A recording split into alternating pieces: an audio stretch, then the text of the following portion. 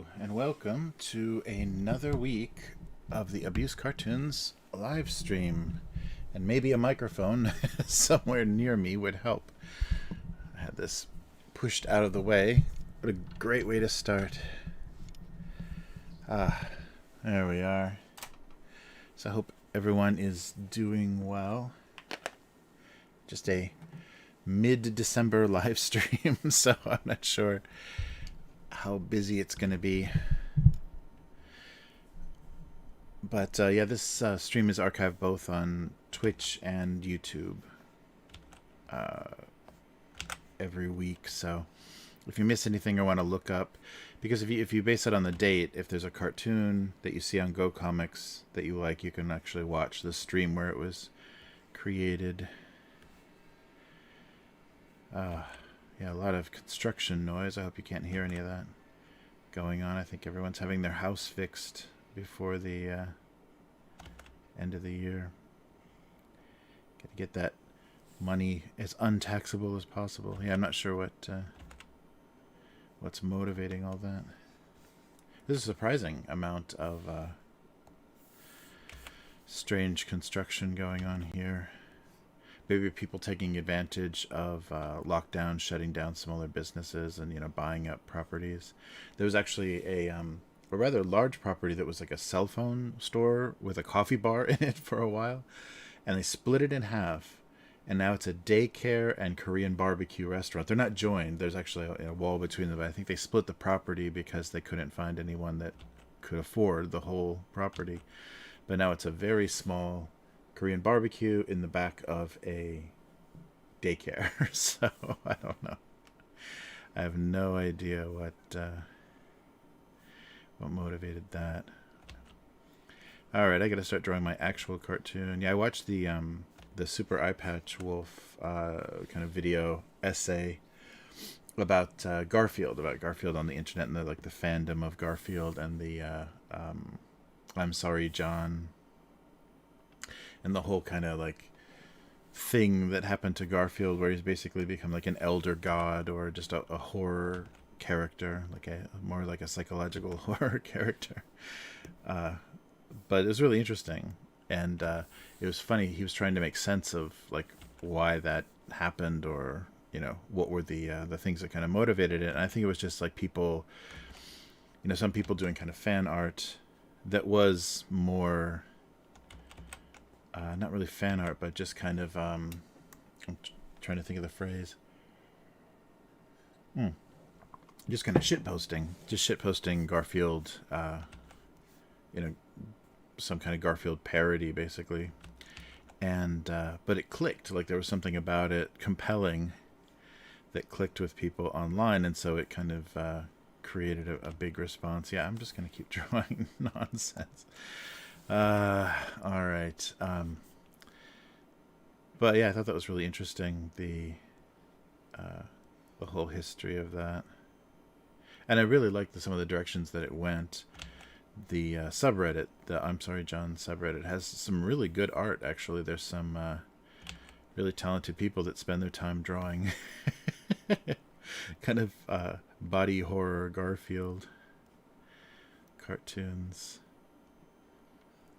And I forget what day, some day of the week, it can be other fandoms or other characters than Garfield. And so I've seen some pretty great, Pikachu art and things that have that same kind of, bizarre, disturbing quality. Hey, Rev, how's it going? Good to see you. But yeah, it's worth, maybe I should look that up real quick. I should put a link to that, because yeah, it's definitely worth checking out. If you don't know anything about it, it's going to be really amazing. But if you know a little bit about that fandom, it's a great kind of survey of everything that happened. All right, I think this is it. I'll put this in the chat. Yeah, and if you don't know that Lasagna Cat YouTube channel, that's that's something to check out as well. not sure if it's actually still. I think so. Say I'm just talking and searching and a bunch of nonsense. Yeah, it's still a thing. But that's another interesting, interesting Garfield inspired. I don't know, art project experiment. But yeah, I really like a lot of the more disturbing and more body horror kind of, and the funny ways that they push the character.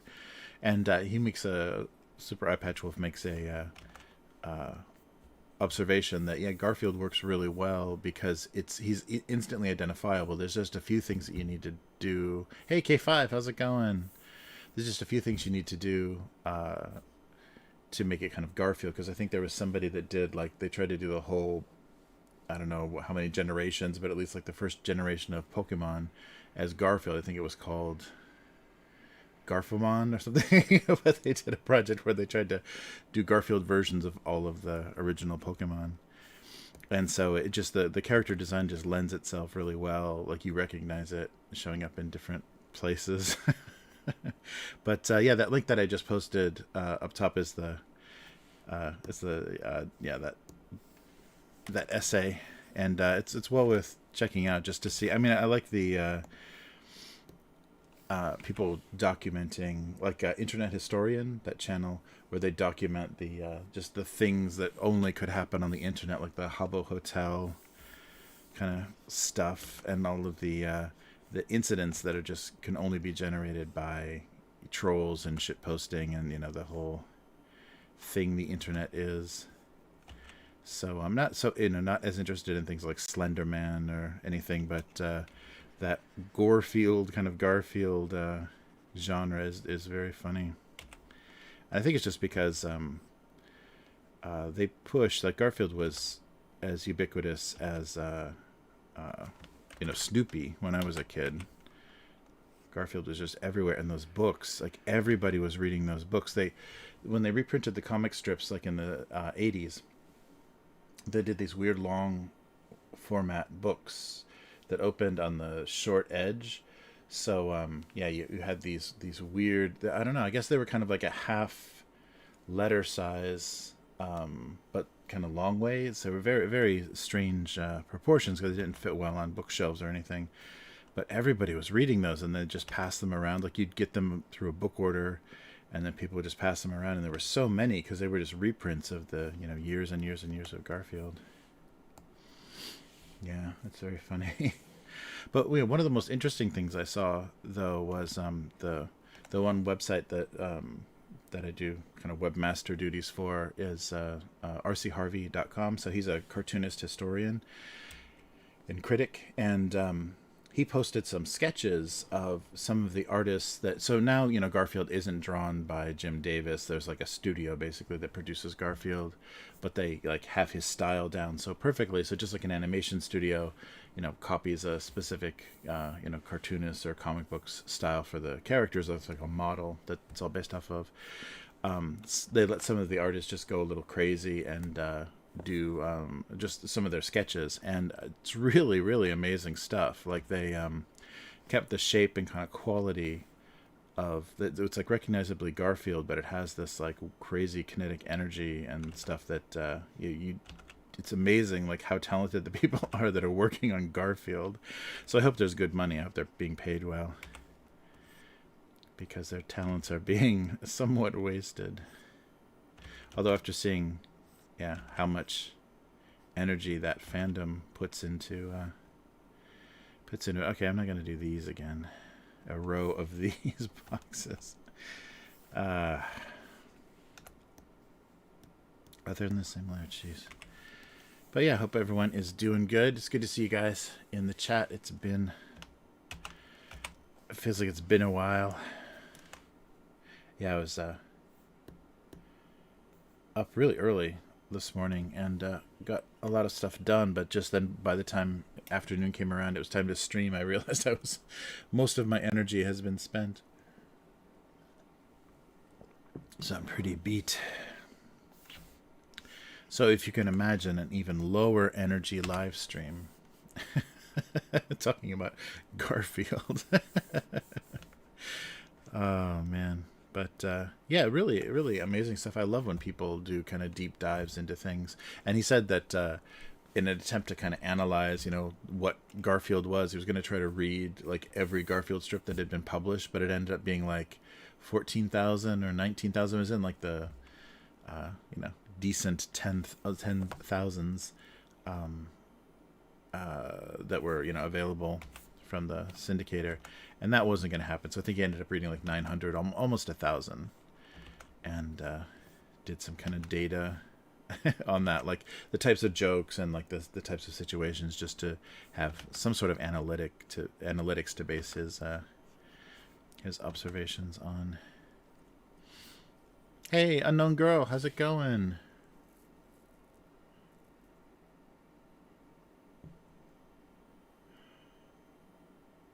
Oh yeah, right. Nice. Yeah, Foot Rot Flats. Yeah, I don't know that series, but yeah, that's. I guess they just for newspaper comic strips, they just decided to do that long format because I can just remember those, and I remember be visiting friends and seeing they had like so many of those books. Yeah, because each one was like a different color, so you could recognize yeah, a bunch of them really quick. Yeah, and I guess Garfield was kind of a second attempt. The interesting thing about that history was originally Jim Davis did Gus the Bug or something, like some really kind of generic bug character, and it wasn't successful, and he got really disillusioned in cartooning, and before he tried again, he did a kind of a little bit of a self-insert autobiographical strip called John, and the style looked very different from Garfield, but I think that John was him because he bitched about success and stuff in that strip, gave that up, and then said, "Oh, cats are popular. I'll do a fat cat." And I think it was kind of going after a popular genre just to be a successful cartoonist.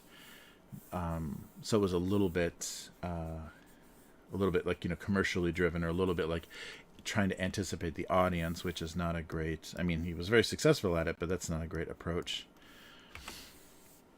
for anybody. But I think then that's why people kind of sense the weirdness of the John character, and how the Garfield character is just this antagonist. Like it's his pet, and is always living with him, but it's constantly attacking him, or trying to undermine him or whatever. So kind of like an evil spirit. And I think that's why they're like the elder god, or the kind of demon, or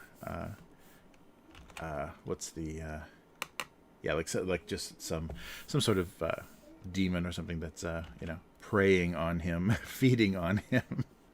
Works well because it has a really strange tone. Then the first thing I ever noticed in that fandom was the I'm totally forgetting what it was called, but it was Garfield with no Garfield. So it was the Garfield strip with Garfield deleted, because the like certain other things that you're watching being drawn now, this style and the layout of the strip is very minimalist, and it's always like that edge of a table. Everybody's got their elbow on the edge of a table, and the cat's on the edge of a table. Like there's minimal background kind of going on, and so you can just take Garfield out very easily. So if you take out that interaction and the joke, basically it's just this human character, just the John Arbuckle character, in like complete mental anguish and like completely destroyed. So there's some really odd it's really quiet, and he's like alone in every panel. He takes everything out of there except John, and it's very disturbing. So I think it's Garfield without Garfield or something. But yeah, that was a very interesting like first experiment, and I think people just kept going back to Garfield, and I don't know why. I remember I had a friend in high school that she was obsessed with being able to draw Garfield perfectly, and thought it was really funny. She was a talented artist, but like more of a, her mother, I think, was a gallery artist, and so she grew up in kind of the art world, and she took this really crazy pride in being able to draw like Garfield perfectly, like, you know, so that she could actually have worked in the, Jim Davis's studio. And I couldn't figure out what her obsession with that was, because she hated that character and she thought it was just funny to draw Garfield. And but that's existed for so long, because I guess he's always been this peripheral, like incredibly successful character, merchandising wise and syndication wise and everything. But you don't think, like, he's pretty far down, behind, like, Mickey Mouse and Snoopy, and like there's a lot of characters I would put before Garfield as far as, like, world famous and very dear or cherished pop culture characters. But Garfield is just always there, kind of lingering, and yeah, I think it's very funny. And there was that whole genre of kind of 80s, the stuff that came after. So once, there was that established staple, like Beetle Bailey and Marmaduke and all the, like, Family Circus, all the stuff that had been established for a while, maybe from the 60s, 50s or 60s, that really took hold and was a standard thing in the newspaper. Then there was that 80s thing of Kathy and Dilbert, and I guess Garfield was like 70s. I guess Garfield started maybe late 70s, but I kind of think of him as an 80s, a creature of the 80s. But it was always that, oh, I'm such an idiot, I eat too much. And then, Garfield was just like the character that was proud of that. So many of those weird 80s strips were just like people ashamed of how pathetic they were. But the Garfield character was, proud of his, like, gluttony and his disdain for every other living thing. I don't know. It's very funny. But yeah, that link at the beginning of the chat is to the little video essay on Garfield. It's like over an hour long. It's a lot of Garfield.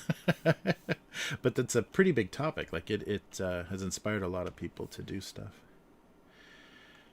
So yeah, it's got a really, really strange place in pop culture. All right. So what am I doing? I got to draw something that's not something I've just done previously. Maybe more Christmas stuff. But yeah. So that's well worth a watch. That kind of stuff, and I hope that and the creators, most likely, because they've become popular enough from doing that work, will hopefully be archiving and saving their work, so we have this stuff around for posterity. But there's a lot of really good things like that online, people doing series, kind of culture series and stuff. But they do, sometimes it's looking weird. They do sometimes give up. So I hope that people are, and I guess that's most likely anything that people respond to, someone downloads. So there's always archives of things. But yeah, kind of cold but really clear, beautiful weather recently, so that's nice. It's been a lot of rain before that, and cold rain is nice and miserable.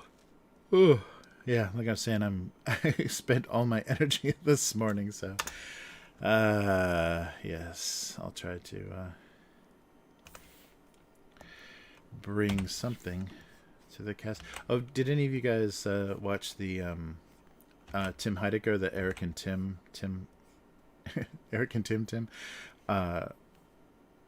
did a channel. This is called like Office Hours or something. Like I think during the lockdown that kind of thing started.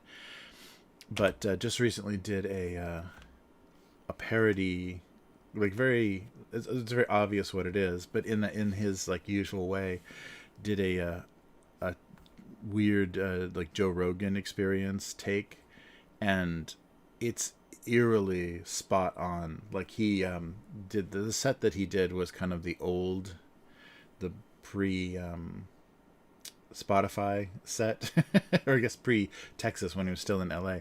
He did that set, except instead of a logo of the podcast, it's just a Fuddruckers sign behind him. But they do such a good job of like simulating like when that podcast is not an interesting person, or if Joe Rogan can't like kind of vibe with them or ask good questions, there is just no information going on, and the whole thing like derails into talking about aliens and Bigfoot or whatever, or edibles or whatever. And the Tim Heidecker version of that is an insanely accurate take, and just like they say all this stuff and nothing. And the funny thing is he kind of combines all the types of guests together in the two guys that are playing the guests on the video, and just they go from everywhere, from like, you know, meeting in comedy in LA to, you know, science and philosophy and everything, and they say nothing the whole time. It's amazing. It's really good. Like the guys that he got to do that with him could improvise really well, because I can't imagine it's scripted. And when you look at the length of the video on YouTube, it's like over 11 hours. And the conversation is so insanely boring, but I guess it's just like an hour or so looped. Like they just did that for a little while and looped it. But somebody had said, like I read somebody wrote that it's so boring and so mind-numbing that you kind of miss where the loop is. So it just seems like it is an 11-hour discussion about just practically nothing. Oh man.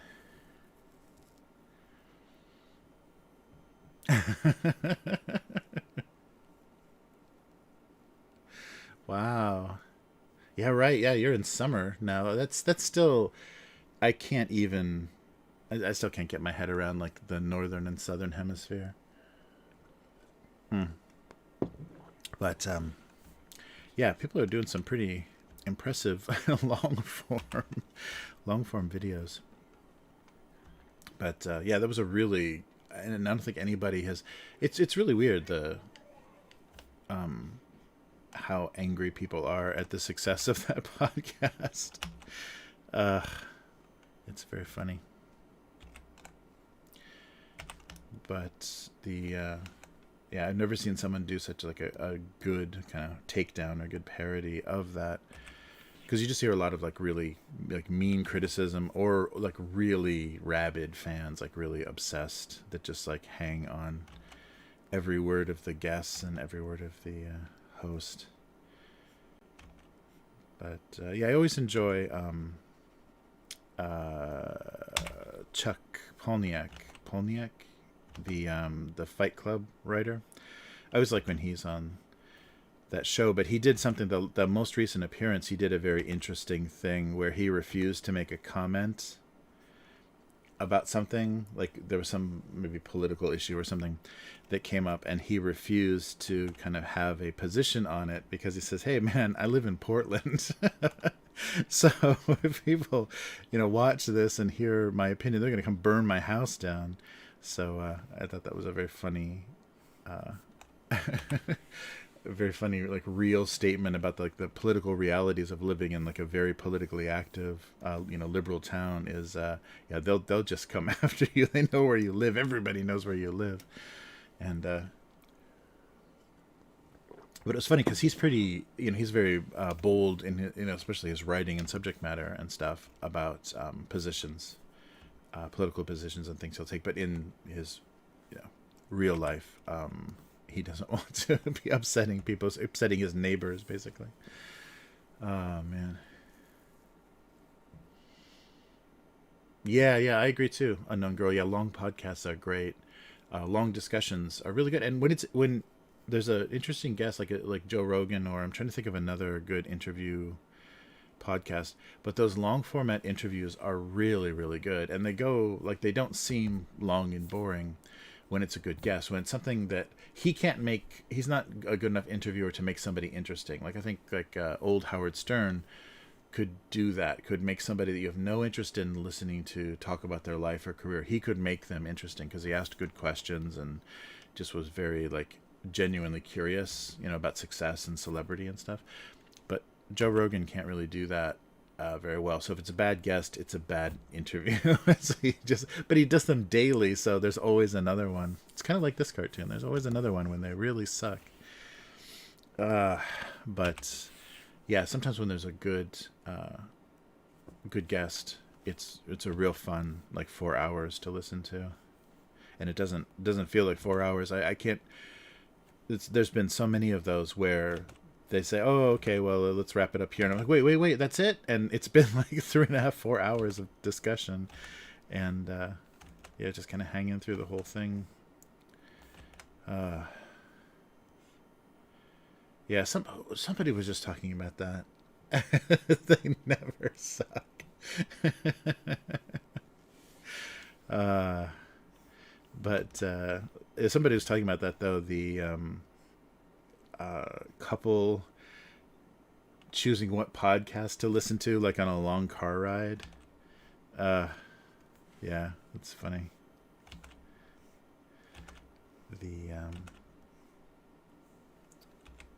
Yeah, just that could be, that's the new, instead of like a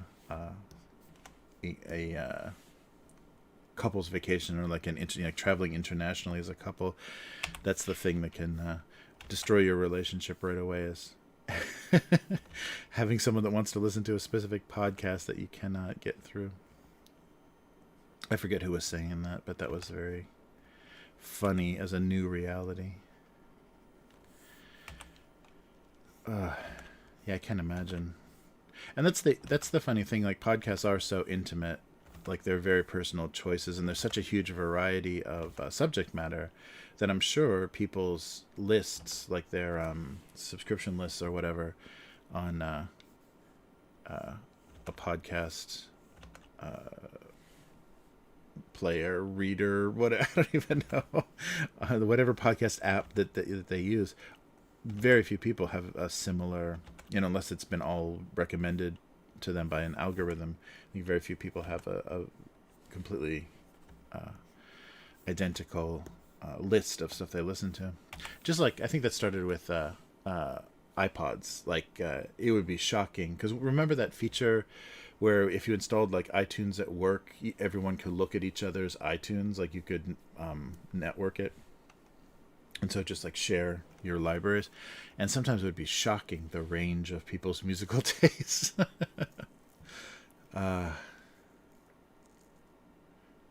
Yeah. The headphones and phones make the podcast experience much more intimate. Yeah.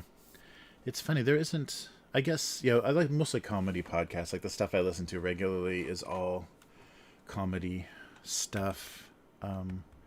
Yeah, I just, I don't know what it is. I just got really turned off on a lot of the kind of public radio type stuff. Like, I listened as a student and like younger, listened to a lot of NPR and like, political culture discussions and interviews stuff. But it just, like, I don't know. I think the agenda just got real heavy handed, or maybe I just, was so much in that bubble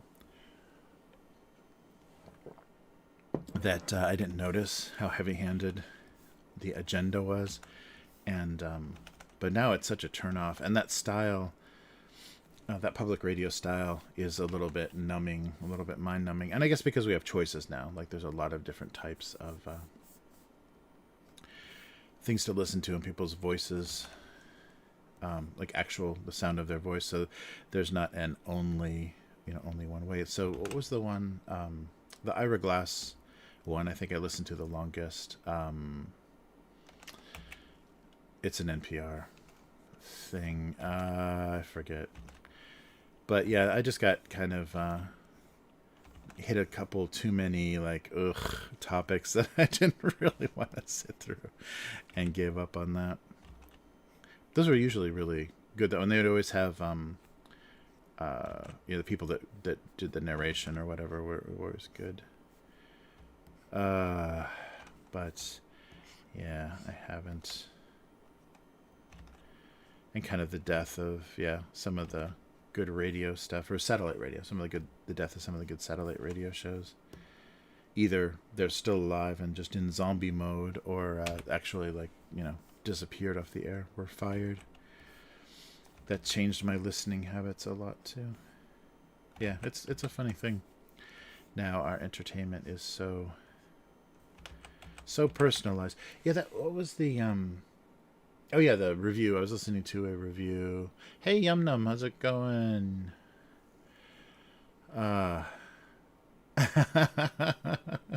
Nice. So now you have a second roommate. A kitten though, that's fun.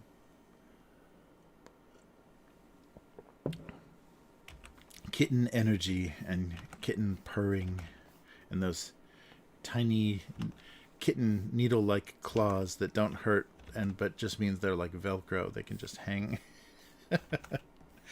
on to things.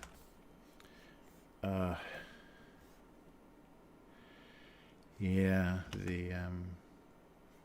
oh yeah, it was I was listening to a review of the new Halo Infinite, and they made an interesting point about the thing that they killed in that game. They made it an open world game, so there aren't going to be these set pieces, these kind of narrative, very linear set piece battles and things where people talk about that moment. Oh, do you remember that scene in that game, or that fight, or whatever, that level, whatever, where this happened, or you had to do this. So people are not going to have the same experience. Everybody that plays that game, because it's open world, is going to have a completely different experience. They'll be able to talk about, like, amazing things that happened, but no two people's amazing thing is going to be the same. So we're just like losing this. We're losing this shared experience. And I don't know why they keep encouraging that. Maybe because they can market to you better if you have exactly the experience that you want. But yeah, that feels very odd.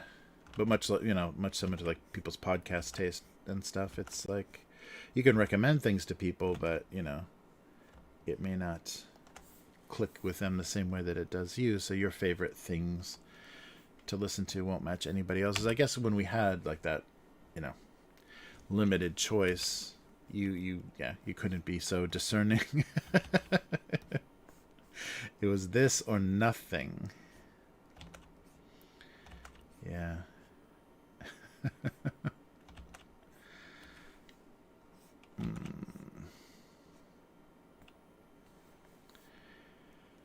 All right.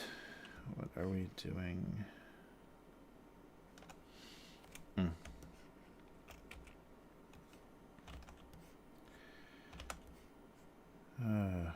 Yeah. Oh, I saw.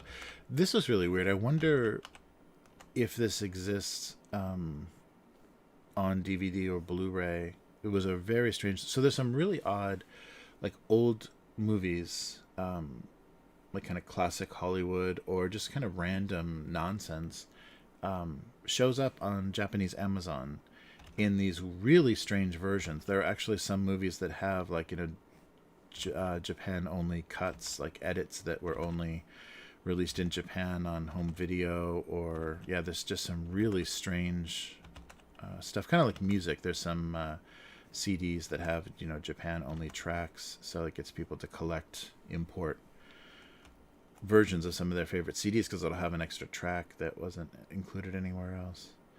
But I found Glen or Glenda, the Ed Wood's first movie. It was really weird too, because I was just going through a bunch of like Bela Lugosi and horror movies, and I guess they credit him. Like, I didn't know that he was actually in that movie. My only knowledge of that movie is from the Tim Burton Ed Wood film, and they recreated scenes in that directly from the movie. And I'd never seen the original movie and didn't know if it still existed intact. But it was just there on Netflix, on Japanese Netflix. I was like, wow, that's weird. And it was a strange restored version. Most of it looked pretty good in high definition, but there were a few scenes that were obviously lost in the film, and they would cut to this really blurry strange like video transfer. So it was obviously video because it had all the video artifacts and things of this kind of static of VHS. So they edited those into the film during the missing scenes. So it's very strange because most of it is pretty good. It's pretty clear and sharp image, but then there's a few maybe missing scenes that are very strange, and they're nothing major. They're just like reverse shots in conversation or whatever, and you're all of a sudden like, whoa, what happened to the picture? And at first I thought it was like a bandwidth thing, like a buffering, where sometimes streaming will knock you down to a lower quality. But yeah, that is a crazy film. That is a really, really odd film. And you could tell that if that was his first film, you could tell right away he was going to become a porn director because of the whole like sequence, like towards the end, that it's just all kind of softcore, like couples wrestling on sofas or women tying each other up. So very much of that time, like kind of the Betty Page era, kind of cheesecake photography and stuff. There was a lot of that, and it didn't make any sense in the story. It was just like these weird hallucinations the character was having. But yeah, it was very, very odd. Whoa, what am I doing here?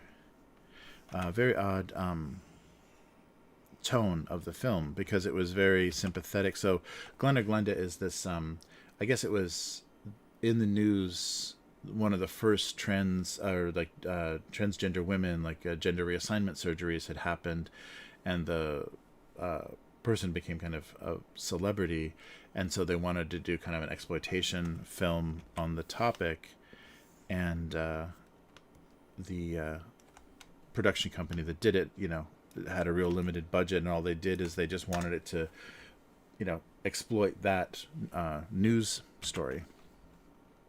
And so it just does a transvestite story, and that's what Ed Wood was interested in because he was dressing, he was cross-dressing at the time.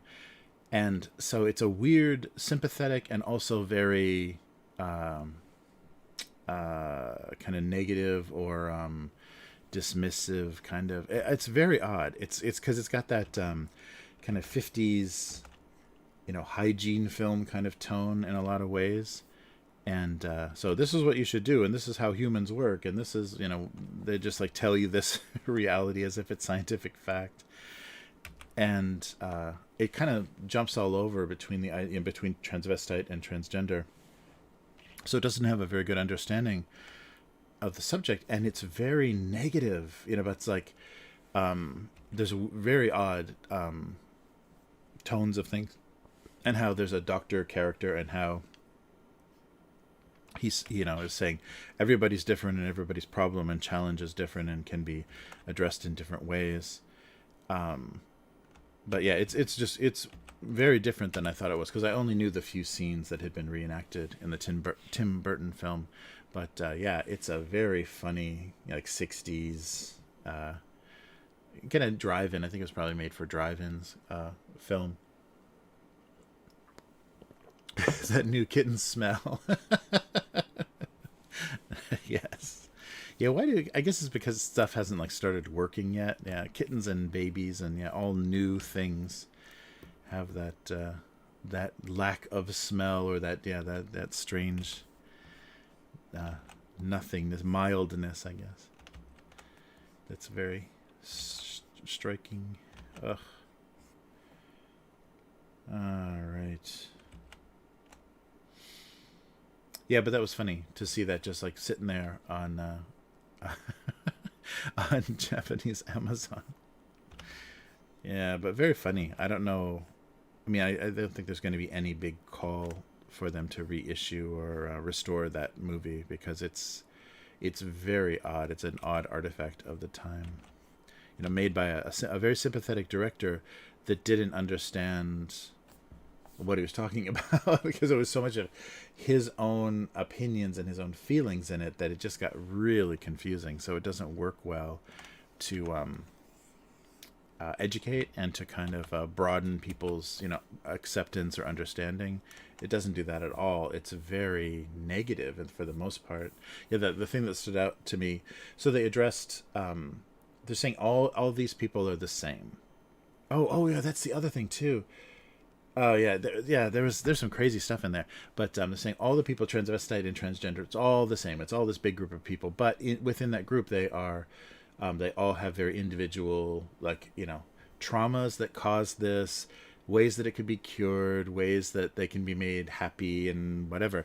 So but when they addressed gender reassignment surgery, and they actually depict it in this very cheesy, operating room kind of scene, the I'm going to forget the exact line now, but so people that choose, the surgical option experience the tortures of hell for the rest of their life, talking about the having to use needles, like, hormone therapy, using needles, and the several surgeries, but it was some of the word choices were so bizarre. Like, experience the tortures of hell was very odd, because that evokes a lot of like weird, judgmental Christian thinking. But I don't know, the film itself was very confused, maybe like the director himself.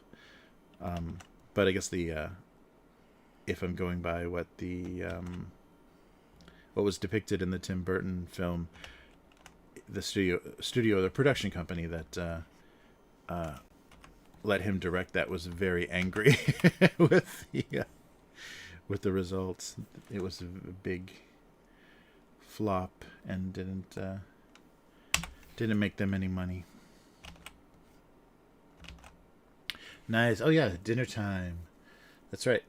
Just a few hours ahead. Wow.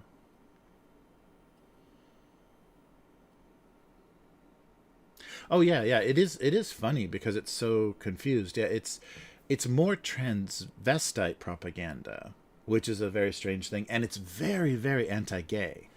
I was really surprised. There were actually scenes of like the predatory homosexual and stuff that was really strange, but that was like the tone of everything. But yeah, just in like the current context, this is like it's a very bizarre artifact, kind of like the same way that Reefer Madness, the old I think that was like late 50s, like the crazy marijuana will make you, you trip and you go so crazy, and they make it like a Dr. Jekyll, Mr. Hyde kind of transformation from being high. So it's kind of like that, and it's like weird tone. That's weird dramatic tone. But yeah, the director obviously wanted to get his kind of the explanation for why he cross-dressed, and did have transgender friends, so was trying to be sympathetic to it, but was like, yeah, it wasn't. It was very strange. Oh, the movie is Glenn or Glenda, so it might even have a question mark in it, but just the male name, and yeah, so Glenn or Glenda, and I'm not sure. Yeah, I wonder if it's on. It might just be on YouTube, because I don't know if anybody would have the rights to it. But it's Ed Wood's first like decent, I think first studio film. But yeah, the tone of it is crazy, and there's a whole 20-minute section of just kind of. Oh no, yeah, it's the whole thing. How long is this? I hate this autoplay. Yeah, it's just on YouTube. Glenn or Glenda full movie. It's just on YouTube, the original version. Oh yes, and there's people talking about it too. But I didn't know that was the film that had the Bela Lugosi, like pull the strings, like it has those scenes in it. So yeah, it starts out with Bela Lugosi, and they credit him. He's got the the big the big scare font credit at the beginning. But he's only in these like little intercut sequences where he's like this, puppet master watching over the world, and what he says is very sympathetic to transvestites and transgender people, but he is looking like, because he's sitting in some weird room full of skulls, so he's looking like some strange villain.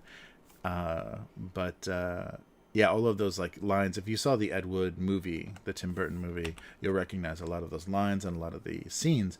But I didn't know that he, from that very beginning, from his very first film, he tried to exploit Bela Lugosi's name, to get people to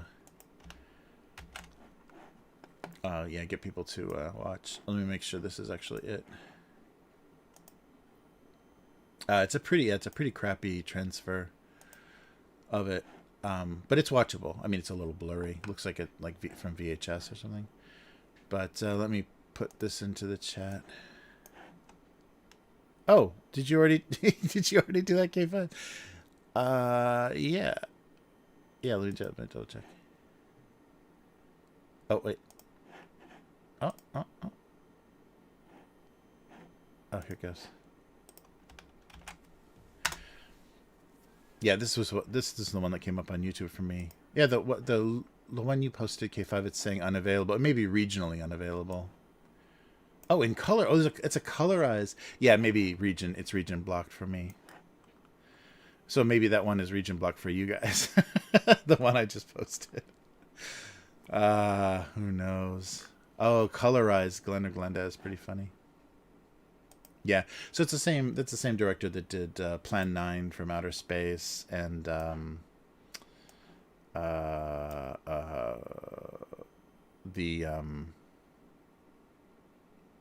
couple of other movies. Mystery Science Theater has done a couple of Ed Wood films.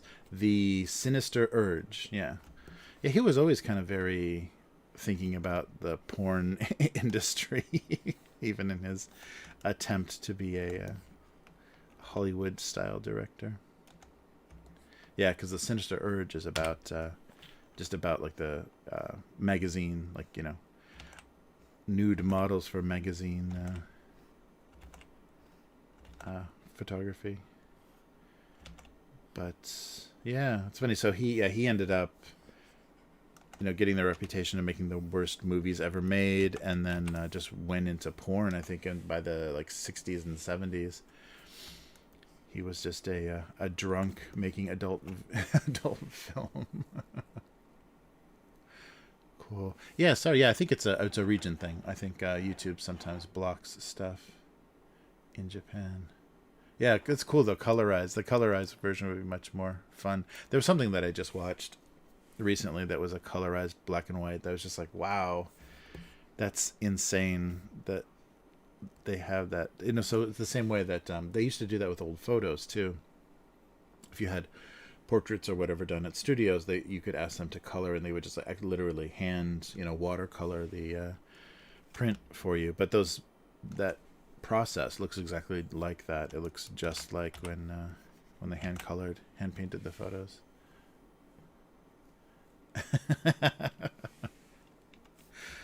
Yeah.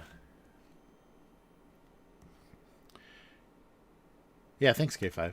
That's awesome. On stuff. Yeah, of course I should have thought of that first. It's just sitting there on YouTube, because if anybody isn't claiming big rights to it, then of course. Oh, Bride of the Monster, Plan 9 from Outer Space. There's a bunch of random stuff he did.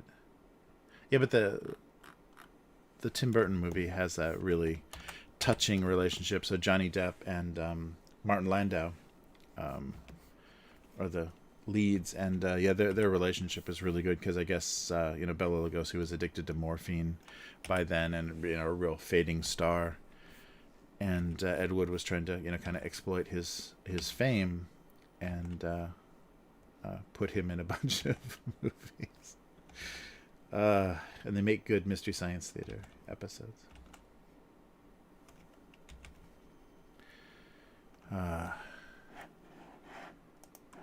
Nice.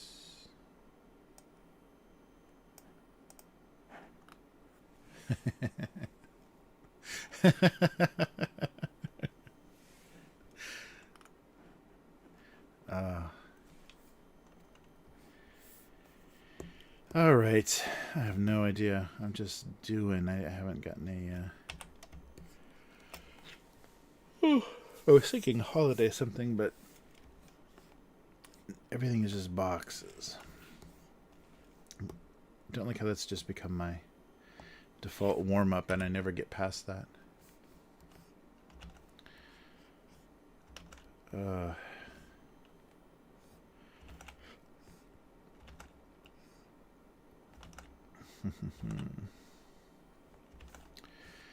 Yeah, so hopefully this time of year is always a rough one. I'm starting to like the memory of it.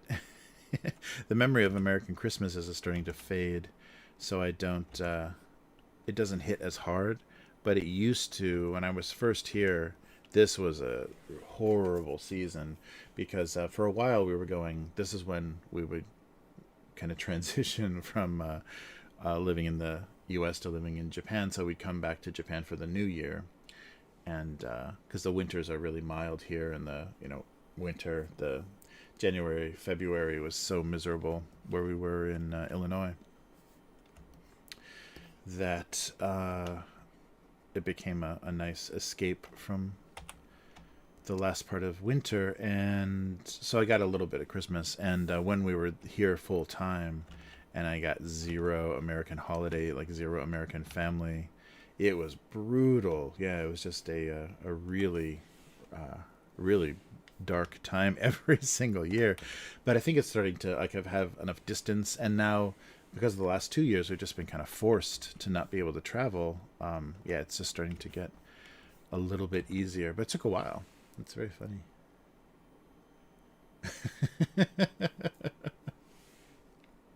Yeah, that's right. Elf on the Shelf.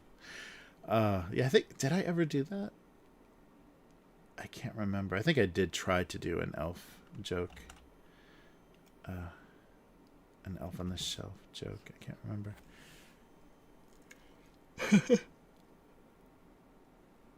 Oh.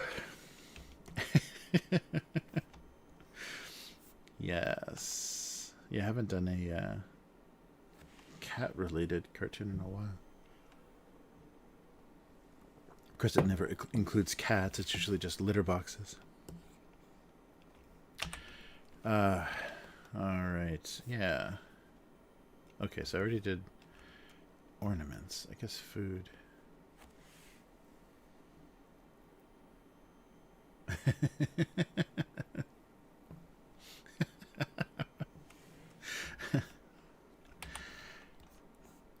Yeah, a kitten would be so much fun.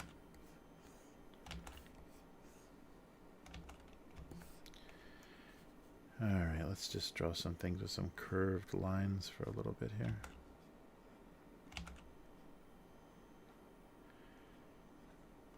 Well, it's good to see everybody in the chat.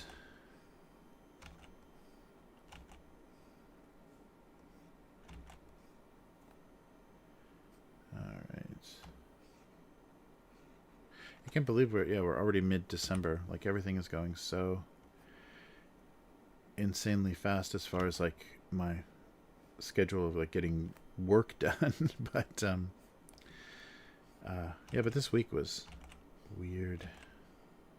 Maybe just very exhausting.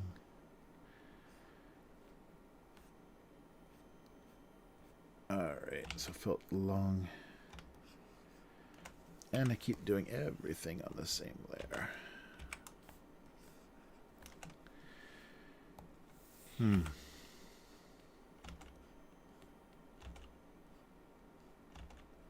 Ah.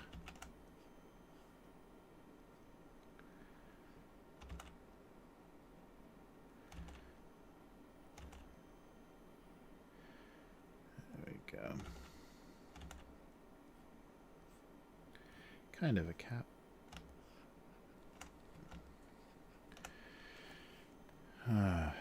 Maybe the thermos would be longer, right? Feels a little short. But yeah.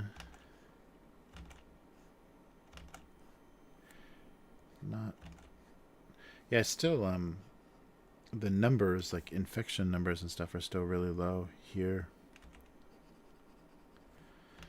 And the conspiracy theorists, oh, I guess I can't say that drug name on a live stream if I want to remain live. But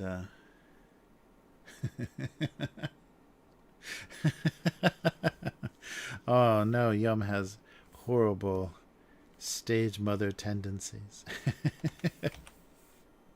There's laws protecting that kitty's income. You have to put it in a kitty trust until he's 18. Well, that's really old for a cat, though. All right.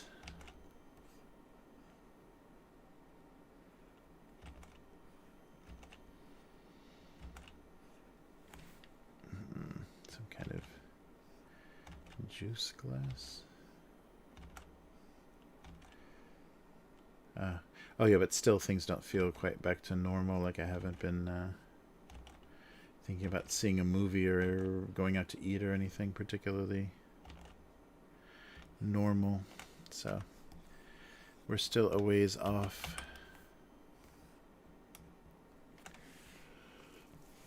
All right. Well, at least I'm not drawing boxes anymore. Oh yeah, that could be a funny, like a preferring the cup he came with. That's good. That would work.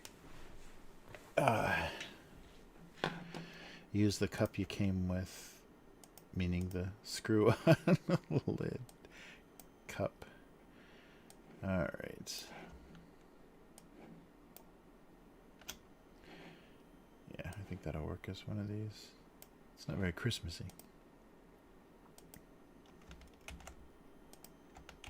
There we go. Oh, we got a... Oh, it's on the same layer. That's why. What is going on?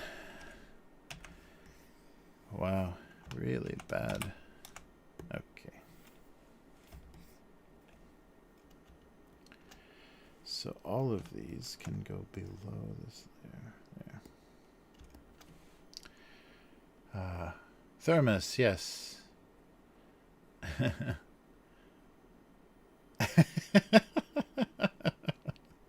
Mr. Britney Spears' dad.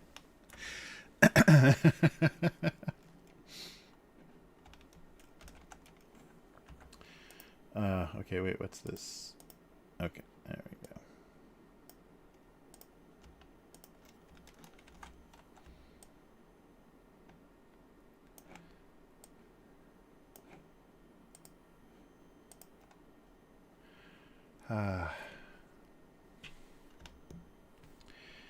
Yes, I'm trying to make a thermos joke.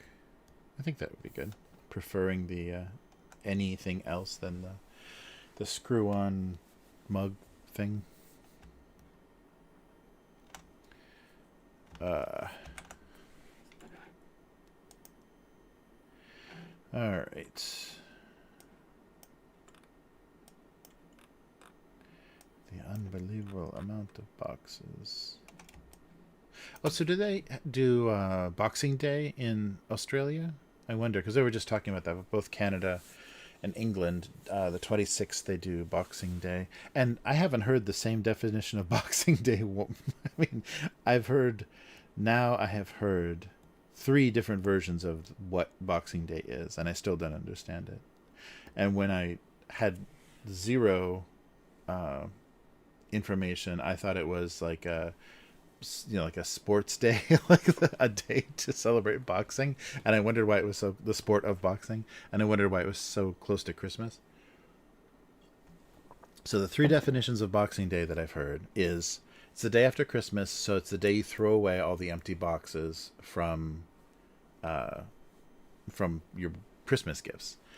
The second one that I've heard is the day where, because you've gotten a lot of new things, maybe new clothes and everything, you box up your old clothes or whatever for charity. So it's a charity day to kind of clear out and donate things that you don't need anymore, or things that you've kind of have been replaced by Christmas gifts. And the third one I've heard is the day where you give your servants. You don't give your servants gifts on Christmas. Boxing Day is the day after Christmas, where you give, boxes of things to your servants. So I have no idea. Yeah. So oh, that's right. Unknown girl went to get some dinner. We're gonna have to wait on this. That's right. Yeah, she's eating. Oh, but yeah, we'll have to see. So I've heard three explanations of Boxing Day, aside from my imaginary one, and I have no idea what's actually accurate. Like the charity one seems to make the most sense. I mean, people don't have servants anymore, like, for the most part. So I don't think you would continue that holiday if it was for your servants. But yeah, the charity thing seems to make the most sense. The throwing away boxes seems to be okay. Why does that have to be a holiday? Why isn't there the dead brown needle shedding Christmas tree holiday? Yeah, that was the kind of harbinger of like the long, horrible end of winter. Like, because when I grew up in the Midwest, winter didn't stop until until March was almost over. It was still getting miserable weather through January, February, March.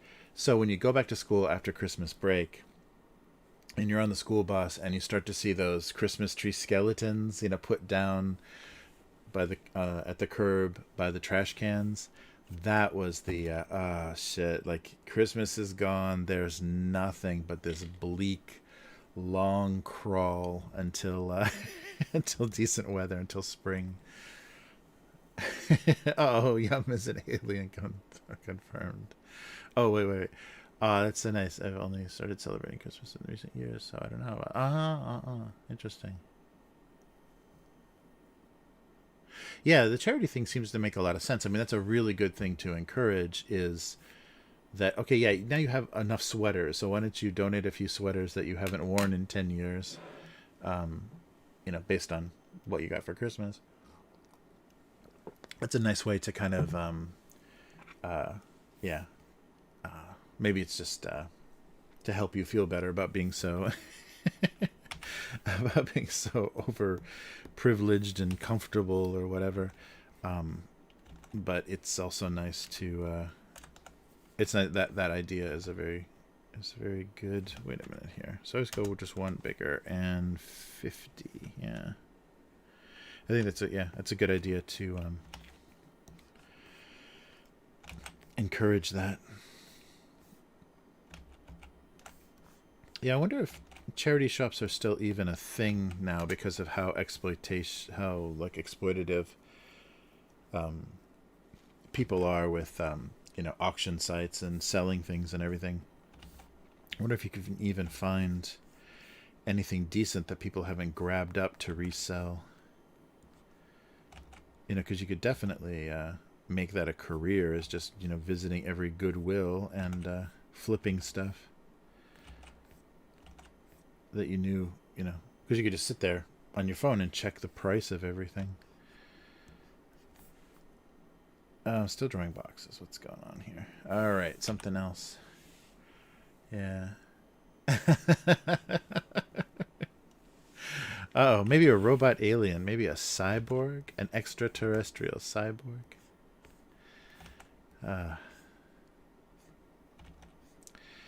Yeah. So we'll have to wait for Unknown Girl to return and ask about Boxing Day. Yeah, whenever I heard that as a kid, I was just like, oh, it's the day to celebrate boxing. Wow, boxing must be really popular somewhere to have its own national holiday.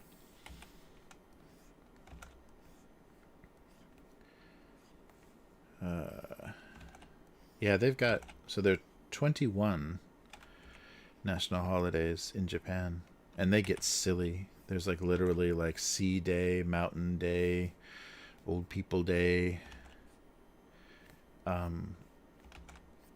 But they have to do that many national holidays, or else companies won't let their employees take days off. Like, I think it was an attempt to stop the death by overworking trend that was happening in the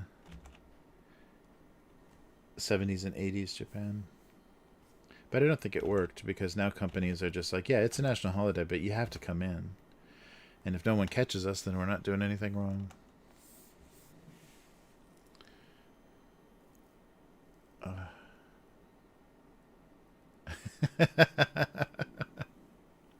Oh, there she is. Hey, unknown girl, we have an Australian-based question. What is Boxing Day? I've never gotten the same answer twice when I've asked people. So, but I have talked to a different nationality every time I've asked. So, a Canadian, a Brit, and a Australian all had different answers. So I have no idea what the, and it may actually be the origin of its adoption, or culturally how it works is different in every one of those countries.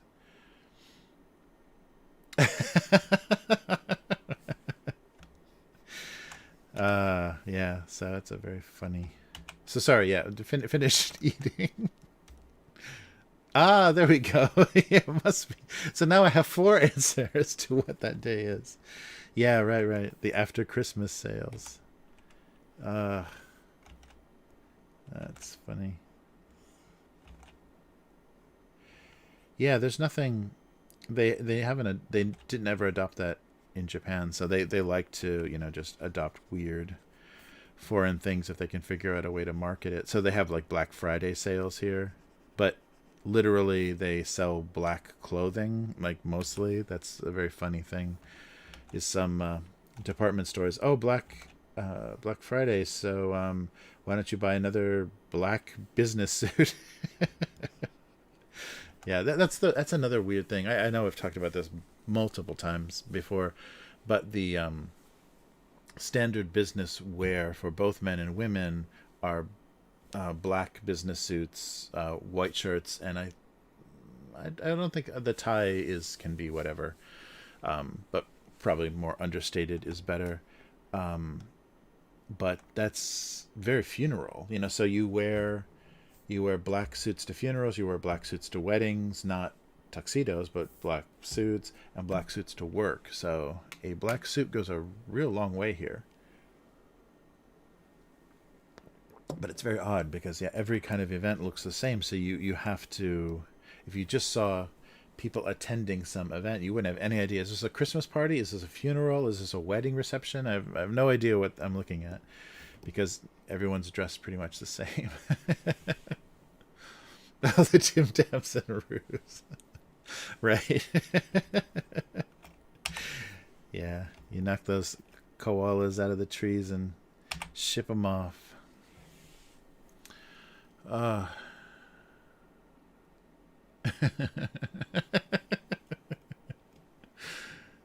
uh, yeah, it's very funny. So it continues to remain a mystery. I'm going to cling to the.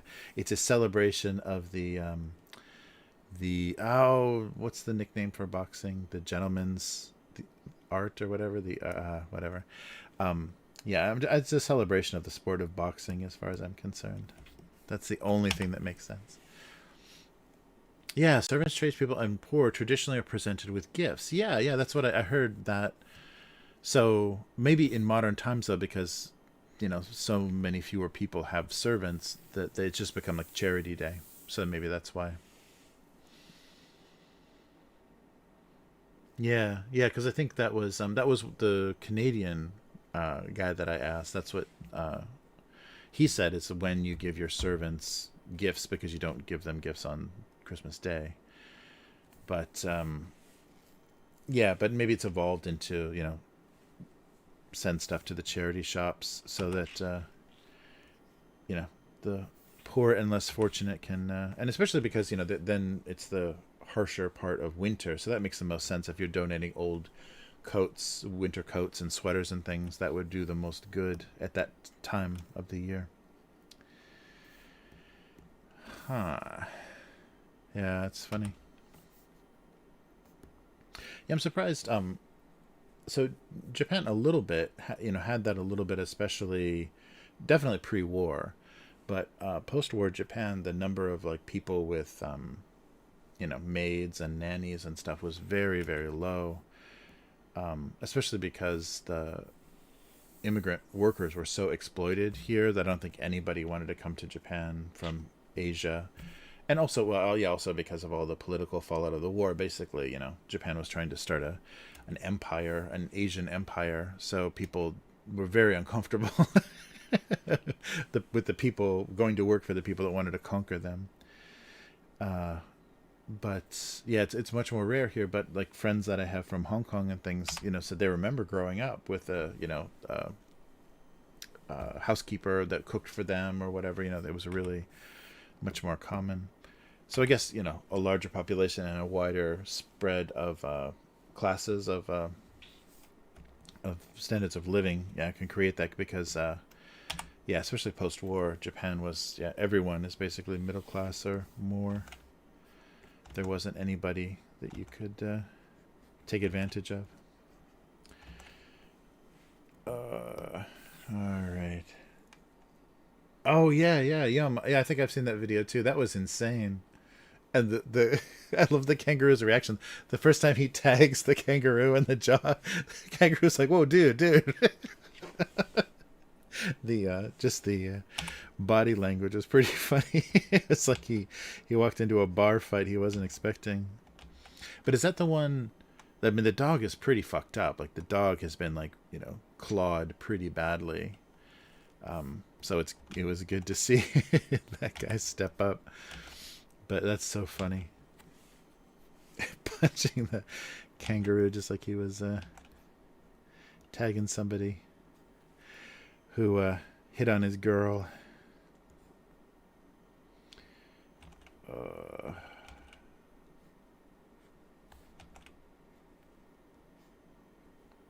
I'm drawing what, cakes again?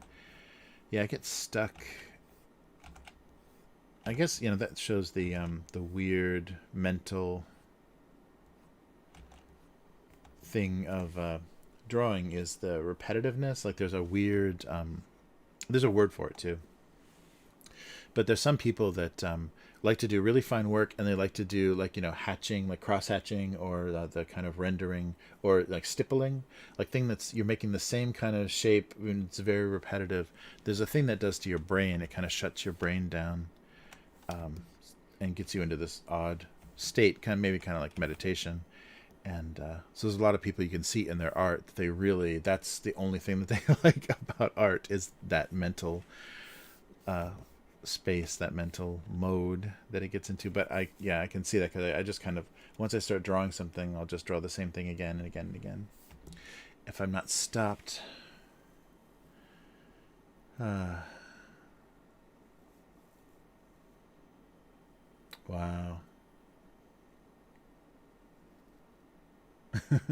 Yeah, right.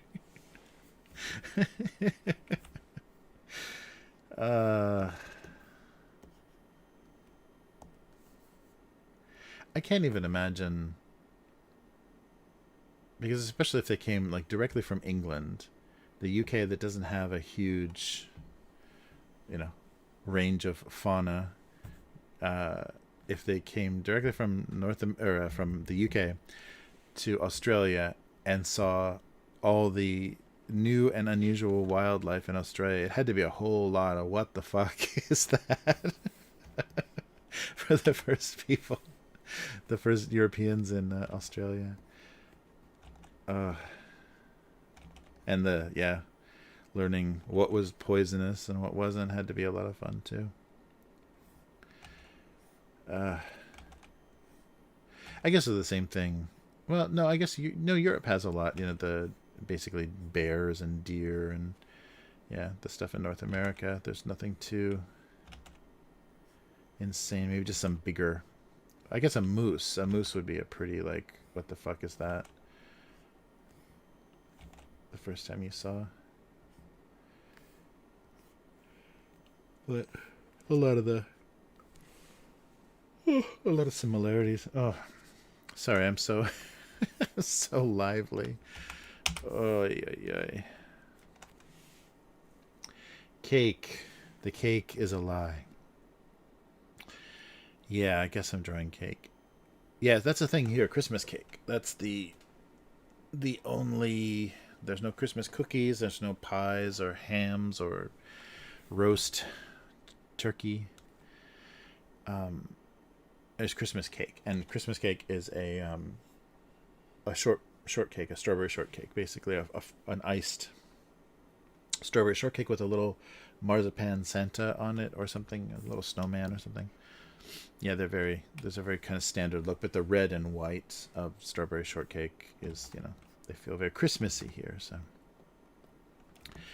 yes, I'm over caking it. I gotta do something less cakey. We're gonna have a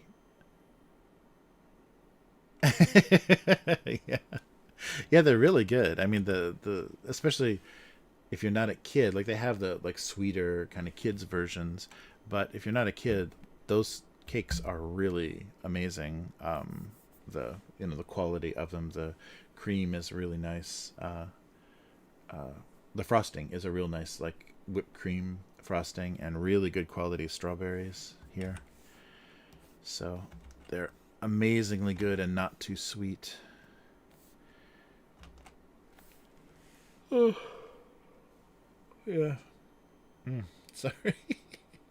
I can't do any more caffeine.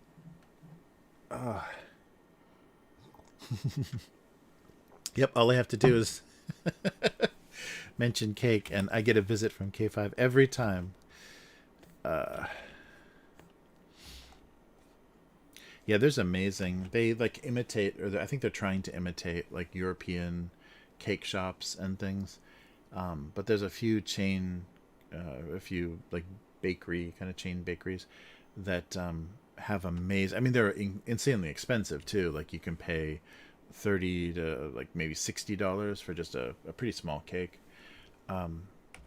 But there's some really amazing cake shops here, because they're always trying to get attention, because I guess that's the thing too, is like women eat cake is the gender stereotype. So shops are always trying to, and women are the best consumers here, so they're always trying to make new types of cakes for the ladies and for the tea houses and coffee shops and stuff.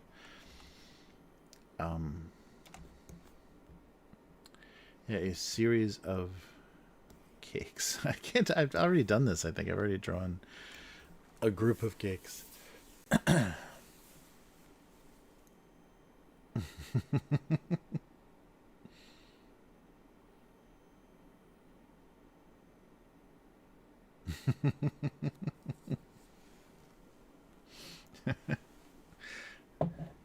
Yeah, I don't mind koalas. It's those drop bears I'm afraid of.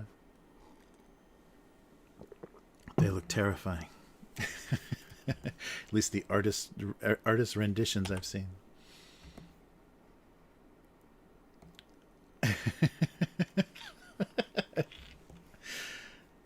All right.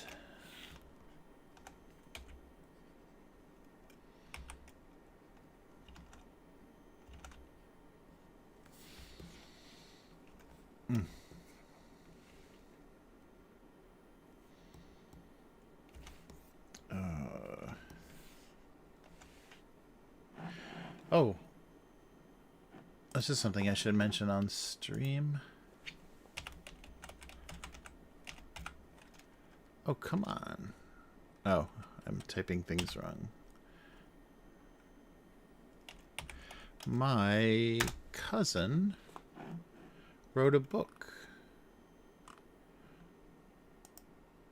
Oh, wow.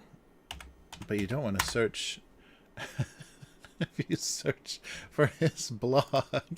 If you search for his blog, you just get, like, wanted felons. That's depressing. My cousin wrote a book, and it took him about, he said in the introduction, about 10 years to do the research. And it was always like a subject he was interested in, and just started doing all the reading he could. But it's about cryptids, specifically in the state of Ohio. So he grew up, so he was born and raised in Ohio. I was born and evacuated from Ohio.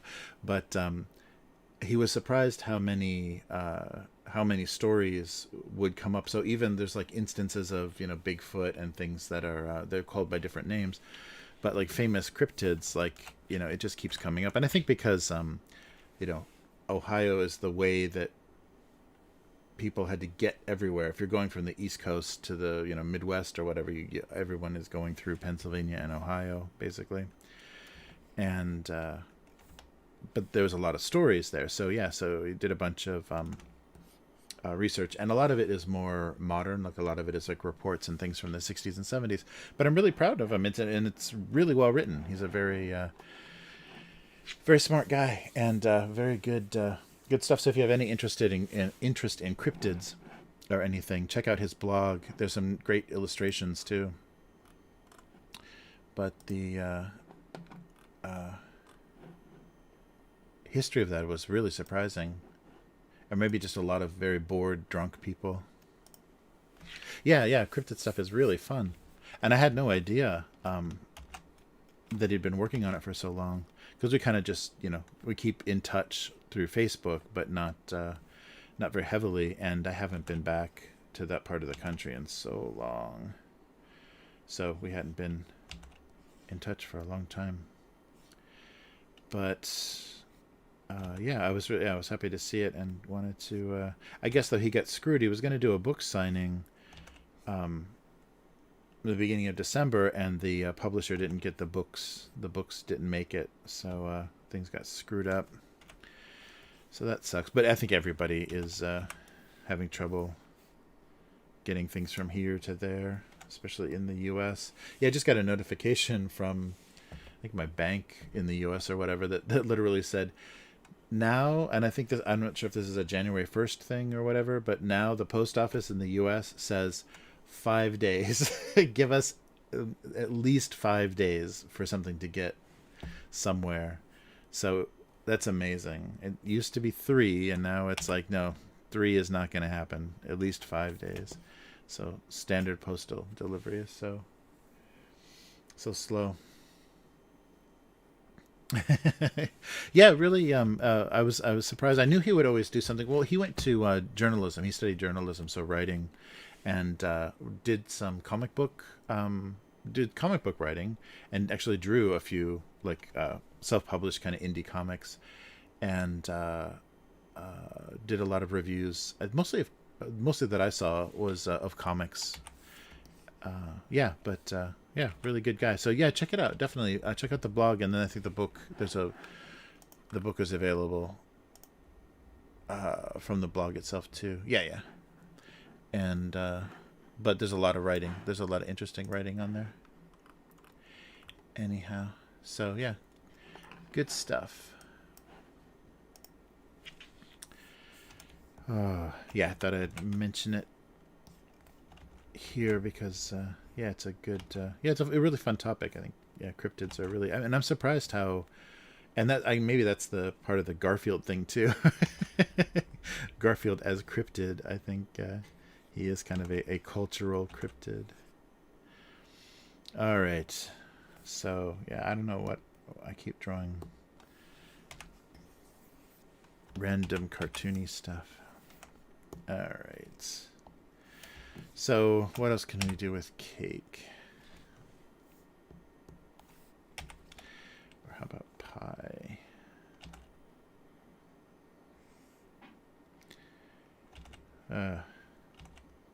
Oops.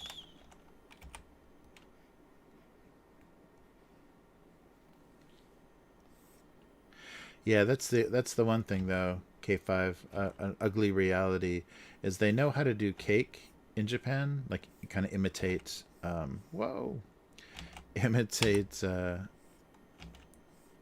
European style cake, but they can't do pie. It's really rare to have a good piece of pie here. And their idea of pie, maybe it's more like European style. It's more like a what's that called? It's like a baked, like, individual pie, like a small closed pastry with some fruit inside. So like not apple pie, not like no cream pies or apple pies or anything here that are recognizable to Americans.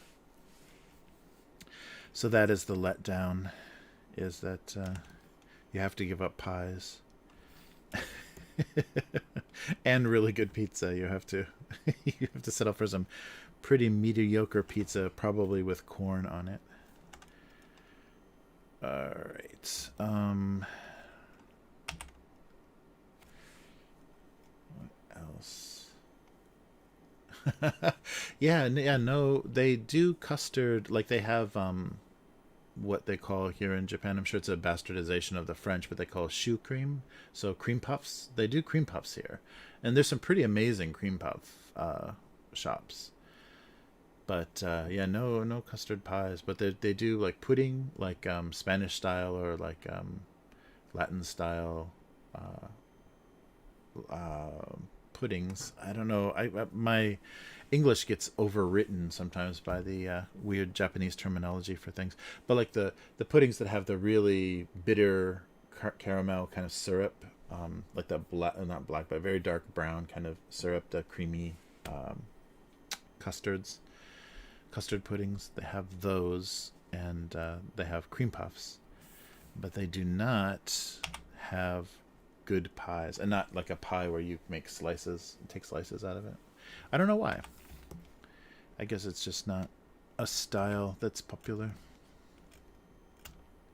Yeah, so they could never very accurately like imitate a diner, like an American style diner, because there's too many of the foods that they wouldn't be able to make, or they would do such a strange version of them that it wouldn't it wouldn't be good.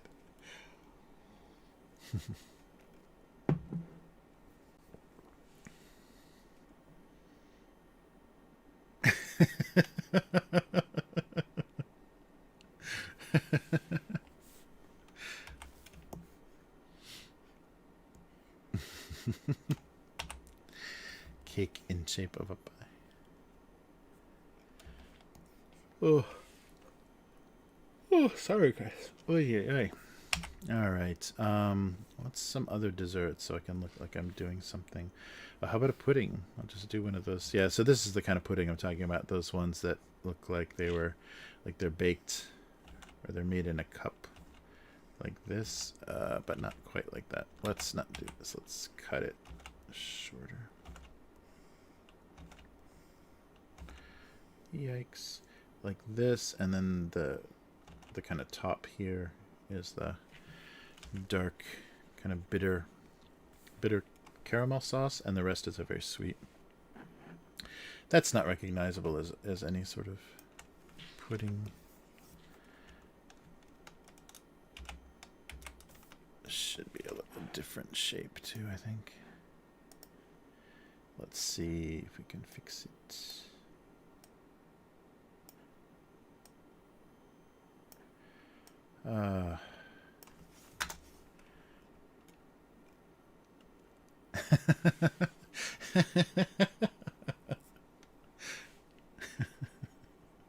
Pie cake.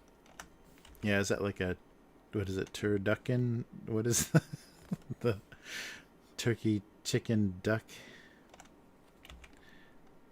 A pie inside of a cake. It's the only way to get a pie in this country. You have to smuggle it inside of a cake. Okay, I'm just drawing desserts now. All right, what's another dessert?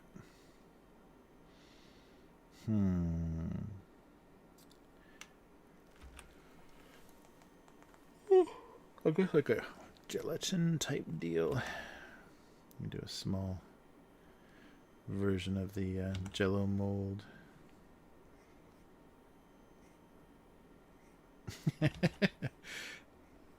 Does that look at all like, looks like 1950s Jello molds?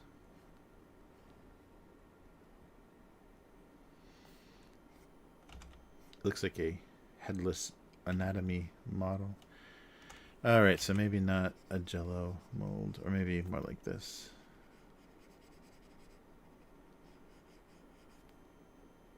That doesn't read. I guess if it's red, it'll read as Jello. I have no idea. Why is everything on the same layer tonight? The writing part of this is going to be crazy difficult. Oh, the most common thing for dinner in Japan is many things. Like what most people want, or most entitled husbands want, is kind of the something, or many different things, but with miso soup and rice. So some sort of grilled fish and some small different kinds of vegetables, and maybe some sort of potato thing or whatever, but very small dishes, like, and so a lot of cold salady kind of things, like antipasta kind of things, and some sashimi, and just a big variety of things is the spoiled husband dinner. But maybe for families, the most common thing is probably curry rice. That's because you can make it's like just cooking stew or whatever. You can make a big pot of curry, and so curry rice, and then you could do you can fry a chicken cutlet, or a pork tonkatsu, the grilled pork, or I'm sorry, fried pork cutlet, and put that on top of the rice as well. So curry rice is probably the very standard, like, default, because everyone can kind of make a curry. It just takes a little bit of time, and then you can have that big pot of curry for a few days. But I was trying to do some sort of gelatin. It was starting to look a little erotic, but I think I calmed it down a little bit.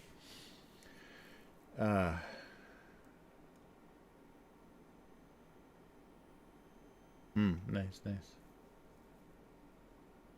Yeah, no, that's really common. They cook down, so apples, bananas, are the most common, because the curry itself, like, you make a stew, you make like a vegetable stew, and with some sort of meat, like chicken or beef or whatever, and you just cook it down until the meat is all falling apart. You just simmer it, and then you put roux in it. So curry roux is kind of a little concentrated. So maybe all the spices and some of the flavorings are in these, like, kind of tablets. I'm not. I don't know if that exists in other. It's very common in Japan. I don't know if it exists in other cultures, but kind of like the flavoring part of it, you don't have to worry about, like, the balance of spices and everything. But you do cook down. And also jams and jellies too. Like, if you have a little bit of jam left in the refrigerator, you can just dump all of that into the curry, and the combination of those things, once it cooks down, is very interesting. It's the sweetness, to make it a little bit sweet is nice, and also and honey too. So they'll put honey into curry as well, and the unsweetened, or the before you put in the curry spices, that can be like the kids' curry, like the not sweet, or especially for like little babies. You can give them, or not babies, but toddlers. You can give them the uncurrified stew, but then you put in these little chunks of the spices that kind of just like flavor the whole thing, and it's not like an Indian flavoring, but it's similar to that. You can go very spicy if you want, but then if you originally made the stew sweet, then it has a nice spicy sweetness to it. And so the ingredients, like, every mother has her curry recipe and chooses to put certain things in certain amounts. Like, she puts in 2 apples or whatever. Like, there's a certain amount of stuff that makes your mother's curry recipe. So you never quite have that again, because nobody learns it the same way. But it's nice. It's a nice mild, and I think very similar to like what I think it was adopted from the UK. So a modification of England's modification of Indian curry. So for the maybe the Brits that can't handle anything very spicy, or maybe more family friendly. I mean, that's sort of home style curry, and then that came here as well. So Skittles, yeah, but it's Skittles and the Three Musketeer, and yeah, some gummy bears. That'll be my my revolutionizing, yes, the curry recipe in Japan will be that. All right, so desserts. Yeah. Oh man.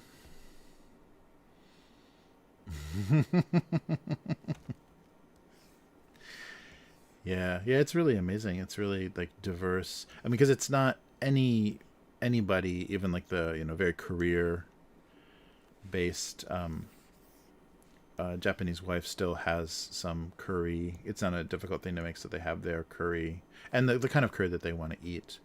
So that's a pretty common dish. But always that's where the whether you married a self-obsessed man child comes out right away, because if they're immediately like, this isn't like my mom's curry, then you're in trouble. uh,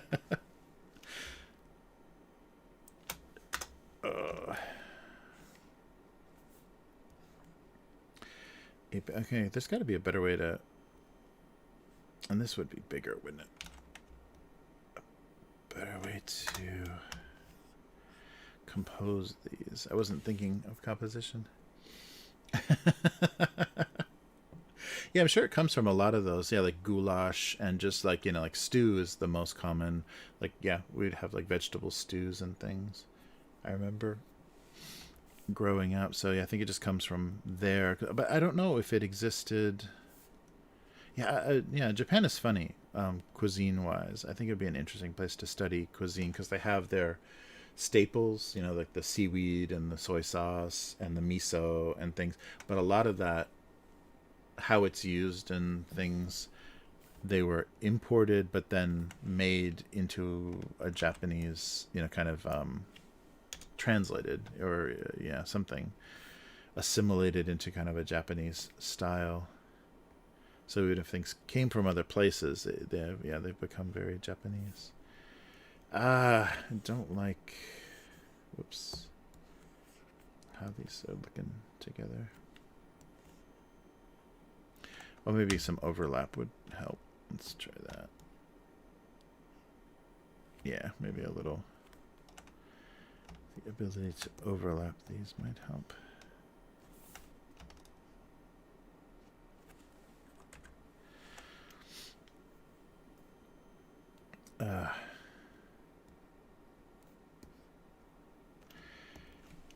Yeah, so there's some funny combinations of things that become kind of standard. And I like having had like the more traditional Chinese style dumplings and things, like in Los Angeles. They had some good, of course, good Chinese, good all kinds of Asian food. Something like that. But I like the Japanese interpretation. That's what I was thinking of. I like the Japanese interpretation of a lot of out, foreign foods. They do a nice job, kind of, yeah, rounding off the corners. So for some people, definitely it wouldn't be spicy enough or cheesy enough or whatever. Like they minimize certain things that aren't very popular.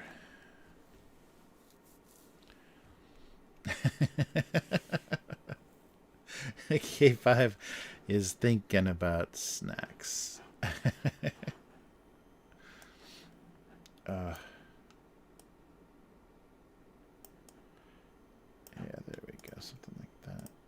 Yeah, that's kind of pudding color.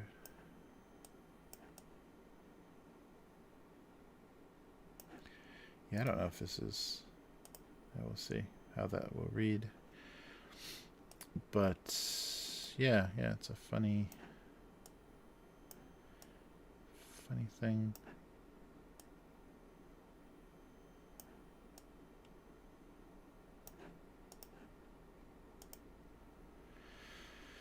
Maybe I'll do kind of pink and white. Yellow cake. Oh, that's dirty looking. Yellow cake. Dingy cake. Yeah, those are basically the same color, maybe more yellow. There we go. And apple pie type color. Yeah, stay away from that gray. And do bright red. Jello. Gelatin. Oh, look at that. All right, and then some pink.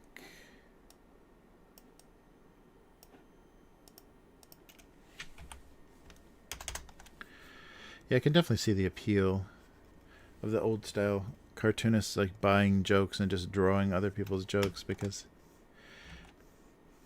that would make this so much nicer. I'm like, all I have to do is get this to work visually, relying on somebody else's thought process. All right. Yeah, I don't know why I did a divot. There wouldn't really be a divot in a sponge cake, would there? Or like a, yeah, what's that called? It's not sponge cake. The big fluffy one. All right. So apple-y, maybe yellowish. Yeah, and then I'll put some darker something in there.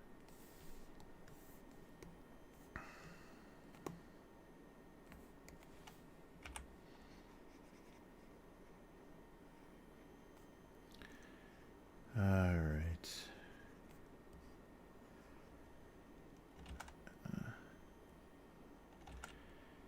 Yikes. All right, I think that works. Yes. Way too many Skittles is one of those, yeah, amazing pleasures. I like that, and when I was a kid, you get the, oh, especially like birthday parties and stuff, where there would be like unlimited packs of like Hubba Bubba or Bubblicious, those big blocks of chewing gum. Yeah, put as many of those in your mouth as possible, so you can blow a bubble the size of your head. That's good stuff. Or like the Big League Chew. Yeah, I had to explain why there was chewing tobacco bubble gum when I was a kid, and why it was related to baseball, because I don't think that never, like, Japan is really big into baseball, but I don't think they've ever had a big chewing tobacco trend here. The cigarette companies just wouldn't stand for it. So yeah, that was fun to explain. But yeah, Big League Chew, that shredded bubble gum, you could just put a huge, just keep going. Every time the flavor died down, you could just keep taking hits. All right.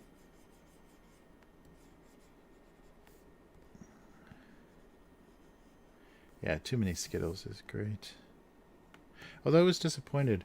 What's your opinion of the tropical fruit Skittles? I got a pack of those. I hadn't ever. There was an import shop here that had a bunch of different types of Skittles. I think I got a blue package that was tropical fruit, and it just did not. I don't know. Maybe it's just the. That sounded like it would be amazing, and I should have just gotten original. I should have just gotten the original, flavor, because it was just not worth it. Not worth giving up that original selection of flavors.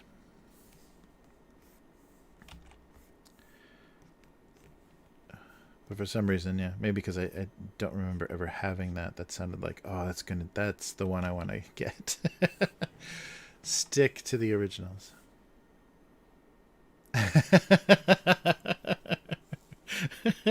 Yeah, right. You had to have very patchy, mysterious haircuts from blowing bubbles into your hair. Nice. Okay, let's make these a little shiny, especially the Jello.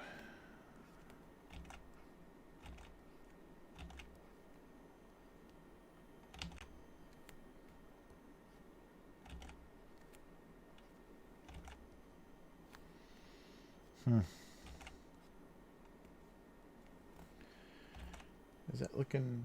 Yeah, it's shiny-ish.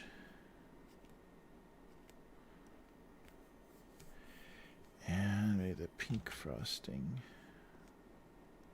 Oh, yeah, definitely this guy.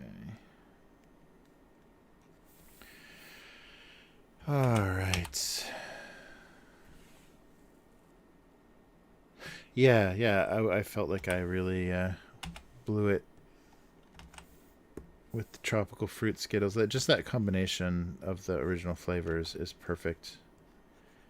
The mixing and matching of those works well. And when you try to, I guess, mix like pineapple and whatever else they had going on, it just wasn't the same.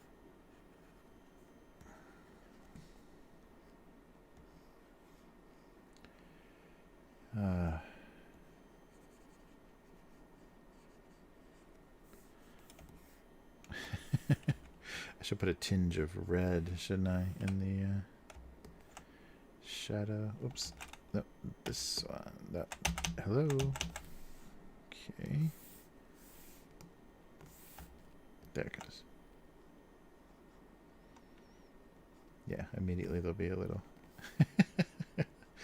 red in the shadow.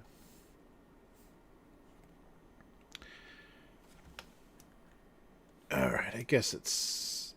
maybe there should be some translucence to give it the sense of... Yeah, that there's like a... Jello isn't that transparent though, is it? Maybe. Just a suggestion. Oh.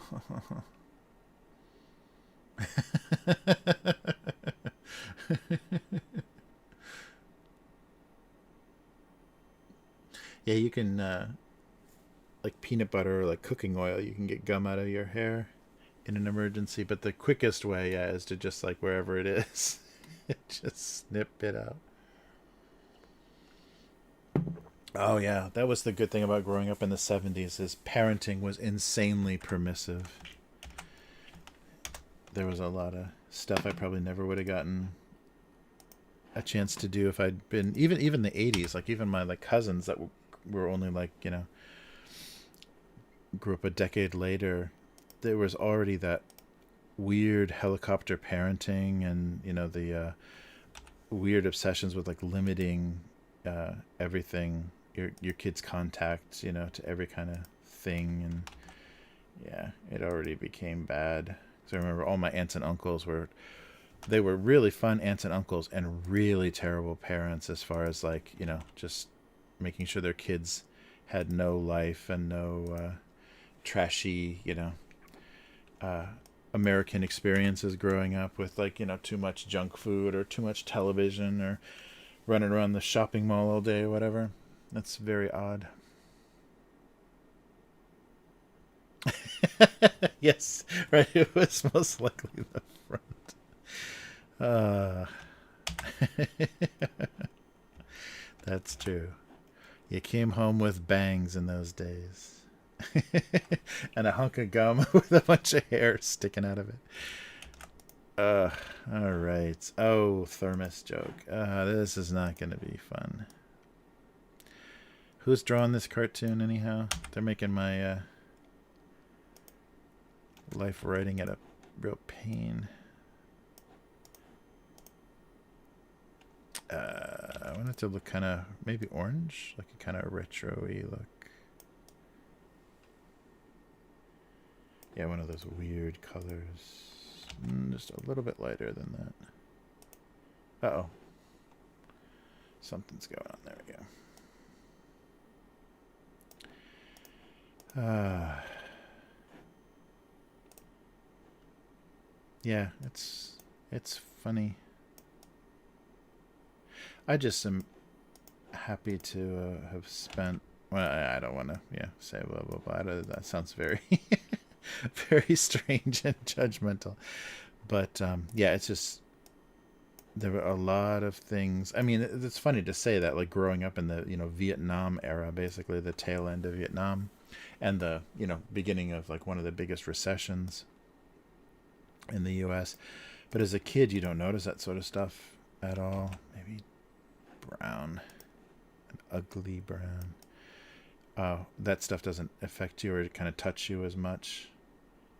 So it sucked to be a parent in the 70s, but it was fun to be a kid.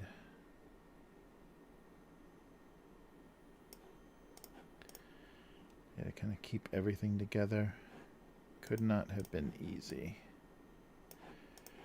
All right, and some kind of, I guess we'll just do this color.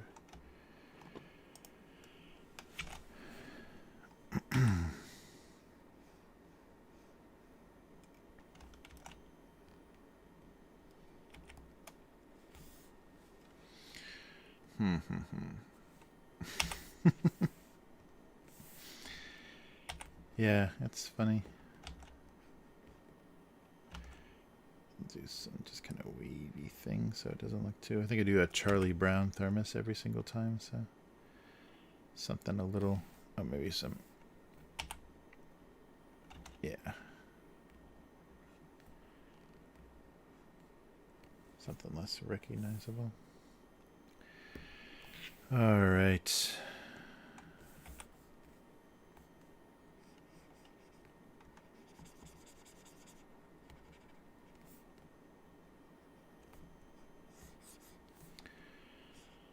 Oh.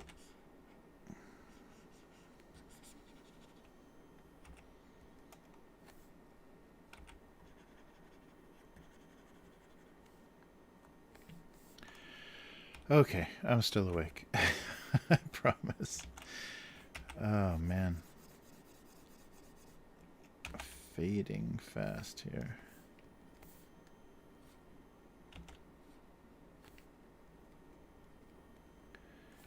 There we go. Yeah, give this a little more. Come on. Metallic-y look. And some highlights.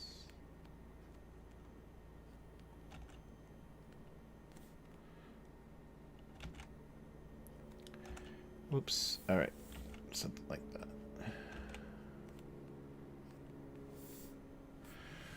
Ah.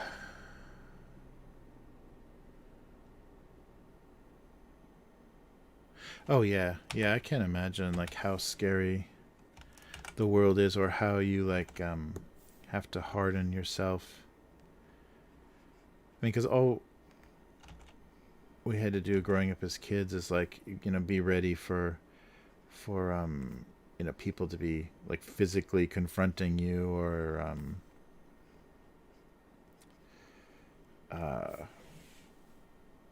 just the kind of human scale of difficult things growing up. And now kids have so much knowledge of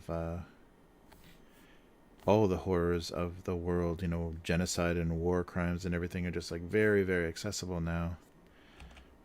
And to think, that was the thing that I was just thinking about that recently, how, especially like during kind of lockdown time, and how we're talking about, I mean, who the hell cares about what any country but yours and any government but yours has done to deal with the pandemic? It doesn't matter. It's just like, it should just be people trying to deal with what's going on, because that's all you can basically mentally handle. And to think about, oh my God, now the cases in India are so out of control, and now Italy is losing all of its elderly. To have all of that stuff weighing on you, plus like what's going on in front of your eyes, is way, way, way too much. And it's weird how you just can't think like that anymore because of the internet, and because of the kind of scale of information, everyone is always, in everybody else's business, and it's way too much to handle. And I think a lot of the depression and real hopeless feeling is because you've got your shit plus the world's shit like weighing down on top of you. And just I guess the economies of the world and everything are much more global now, but can you really process exactly what that is? And isn't it like healthier just to deal with like the only thing, yeah, maybe the cap too would be funny, just with what's within your ability to kind of process. Yeah, I was just realizing how I've just started accepting I'm going to worry about everything else that's going on in the world, and how ridiculous that is. That's definitely going to make you depressed because the scale. I mean, just like if you were told every day the details of every murder that happened all over the world, you wouldn't have time to do anything else, and it would be so like soul shredding that you wouldn't ever want to deal with humanity again. It's just it's a funny thing that we're just like, oh, this is normal, we just accept this as like, yeah, of course you should be able to process that much grief and death and destruction. Yeah, it's funny because when you think of the scale of information you had from just like newspapers, basically television news and newspapers, it was pretty small. There were only a certain number of stories that were going to be able to be told in 30 minutes, and only so many pages in the newspaper to kind of document what was going on. So it wasn't going to be a scale you couldn't handle. And now it is, and we still just keep trying to get all of that, to process that emotionally. It's very strange. But yeah, that occurred to me recently. It's like, wow, that's a big part of it, is just like thinking about too much else that's going on. I don't really need to be told like how many aircraft carriers China is building every year. That's not information that I can quite put into a worldview that makes much sense. But we do it. All right. Well, let's do something else besides drawing here. Let's see. How about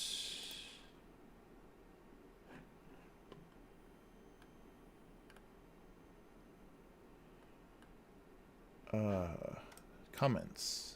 Let's see if I can actually find that window. There it is.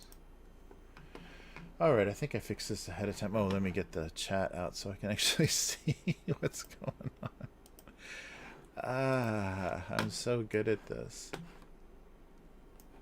Alright.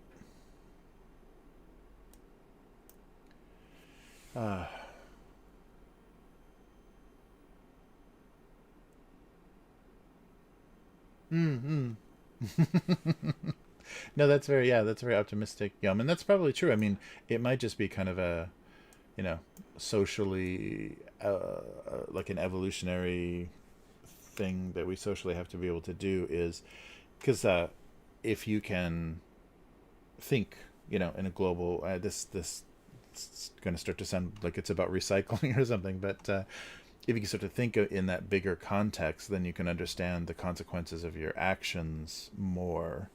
So that might help, in the future, people making decisions and realizing like, limited resources or limited, manpower or energy or whatever. We can make better decisions when we can think about like how things scale. I'm just getting old and overwhelmed, I guess. What the hell? I'm saving something, but I don't even know what it is. All right. Yeah. We shall see. All right. Okay, let me try to switch over here. Oh, it worked. Nice. Yeah, I gotta figure out my comments thing. Maybe I should just, yeah, make my windows smaller, and so the comments don't have to be that. They don't need to be transparent, because transparent on white is useless. All right. So here we go. Oh yeah, we've actually got this. This went out. Let's redo this and see. Oh, one more. So this one just went out. So yeah, nothing. But I will pretend I saw it. So yeah, last week's breakfast was delayed because of someone's reluctance to become pancakes. Oh, 2 periods. God damn. Okay, let me fix that one. God damn. Yeah, I'm looking, the angle that I'm looking, I've got a little bit too much glare on my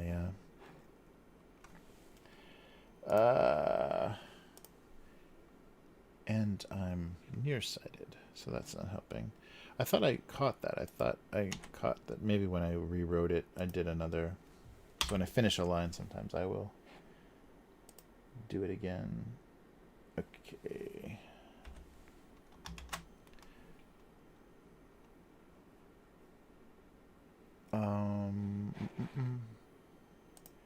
Yeah, I thought for sure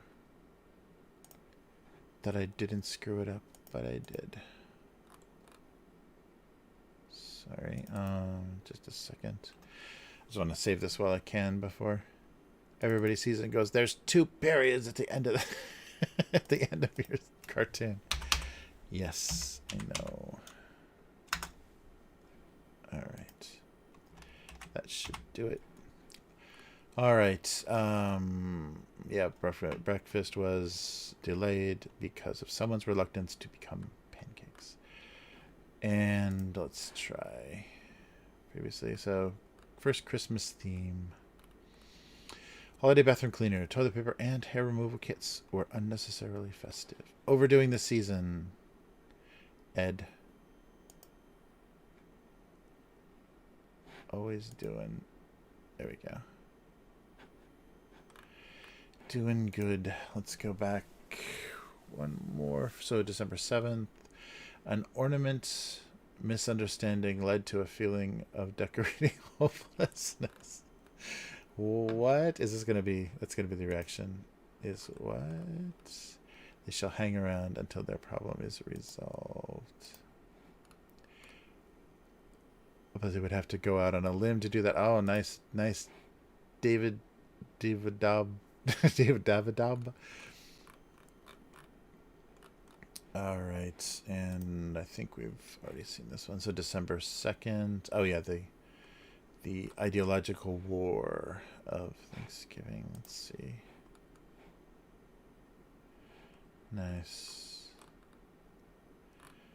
Families or not.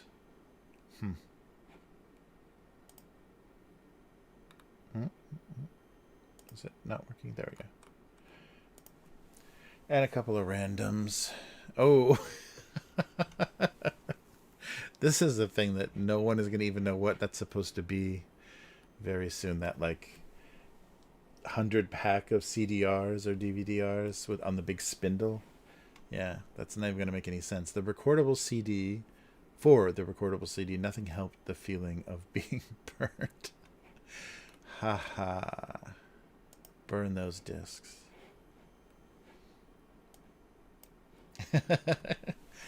I draw some cute mashed potatoes.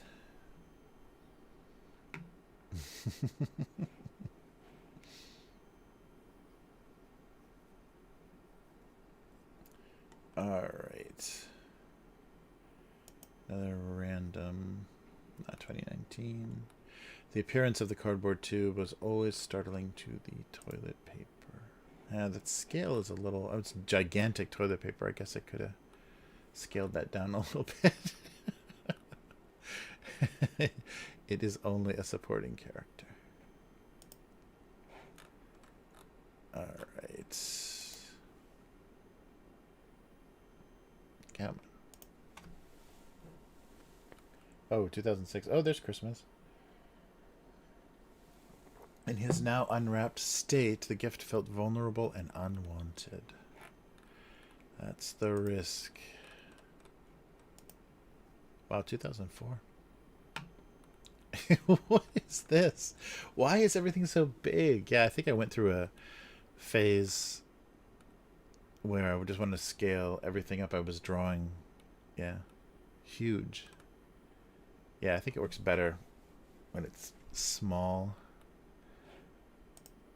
Alright. Assuming they were sugar cubes was his first mistake. Okay. So wait, what are they? I don't think they make salt cubes like that.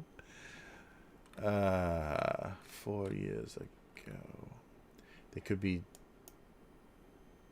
laundry detergent. Oh, here we go. There's a Jello. I have drawn the same Jello mold before.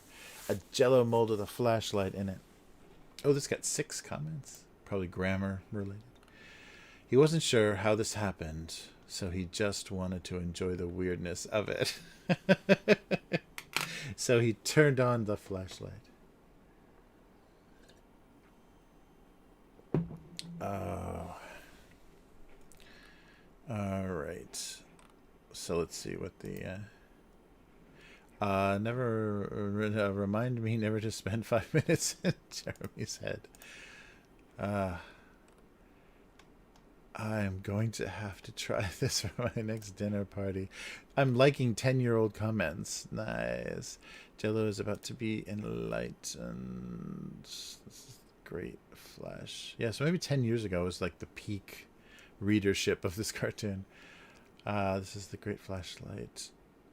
It's delighted. Wasn't something along these lines a running gag in The Office? I never watched that show much, but I remember an office drone putting a stapler in a Jello. Yes, it was. A lot of thought and strangeness went into this one. Did anyone else notice that the Jello mold is frowning while the flashlight is smiling? Just about choked with laughter when I brought this one up on screen. Nice. Maui Mike. Giving some 10-year-old love. Probably grammar related. Yeah, when there's a lot of comments, it's usually a grammar war.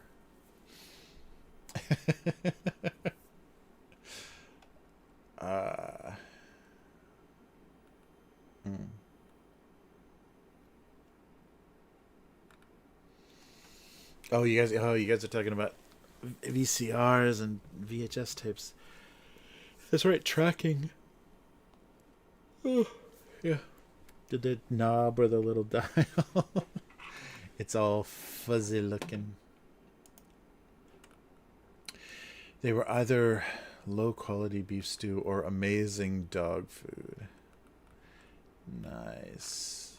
Nobody likes dog food jokes. 2009. Most origami resembled nothing but crumpled imposters.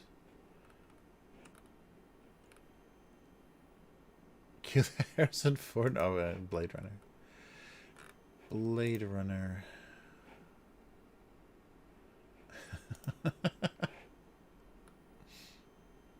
Wow, I didn't know that was gonna evoke a Blade Runner comments. All right, last one. 2011. All right, waiting to be held somehow ruined the romance. Oh yeah, they don't make those anymore, do they? Or do they still? Those plastic cup holders, the like brown plastic or whatever plastic cup holders that you click in like a plastic disposable liner of a coffee cup. Yeah, I always thought those were very strange. Because you've got like the part that clicks down, so the little bottom of it has to get that weird and small because it clicks into the base. It's just the other cup. Oh, I unliked it. 2011. Waiting to be held. All right, let's go back. Whoa, I'm doing a... Okay, let's see if I can fix this here. Whoa, come on. White balance. No. I don't know what I did wrong here, but I'm not... Oh, there we go. Let's use that to get that screen more green. We'll just have a little lamp here as my companion. Yeah, it's so funny to realize the like really crappy image quality that used to be so normal, like broadcast television. They did a good job of that in depicting that in Mad Men. That was on AMC, wasn't it? That AMC show, like the late '60s to the early '70s, or was it late '50s to early '60s? I can't remember the timeline, but showing early. Yeah, it must have been '60s. Showing early television, uh, broadcast television. How terrible! Like the tiny cathode ray tubes and the how much interference those shows had. It's crazy unwatchable, but like that was it. That was as good as it got. And then like thinking about like watching a film on VHS. That's the weird thing that I've been feeling recently is watching films I've watched 100 times, but seeing them in 4K.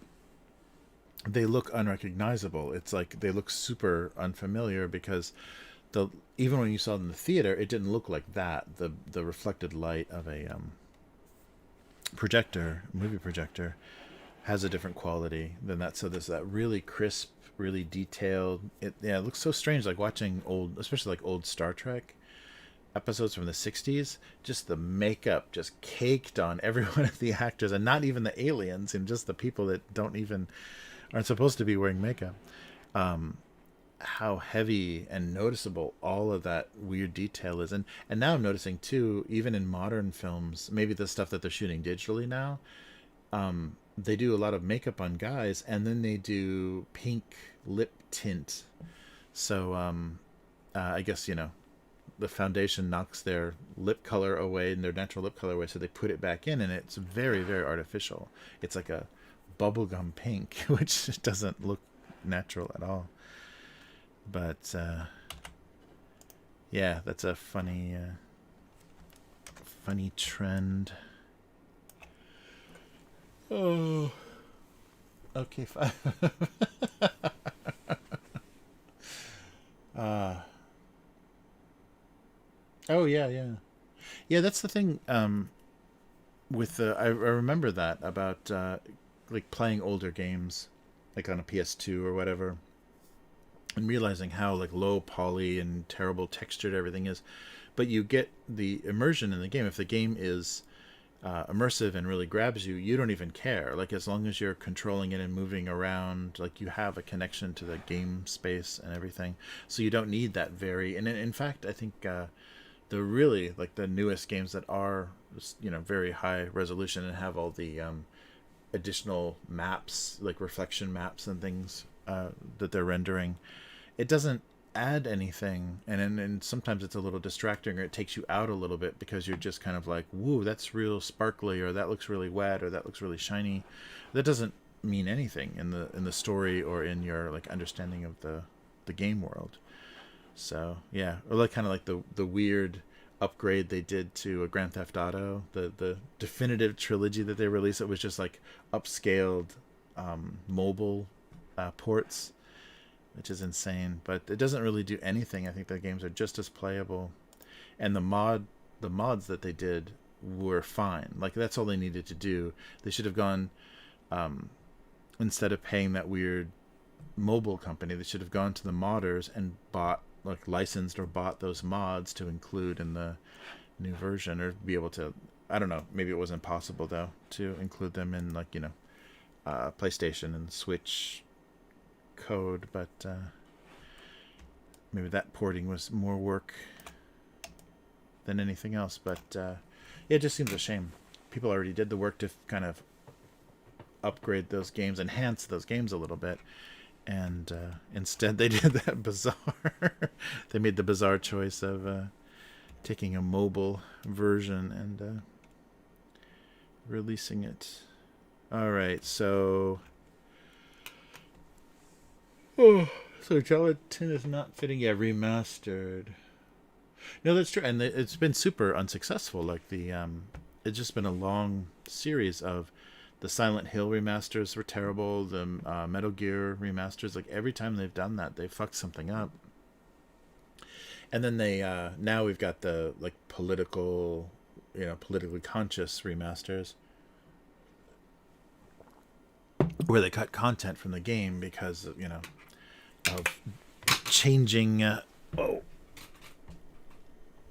changing standards of depicting women or whatever. Like the Mass Effect 2.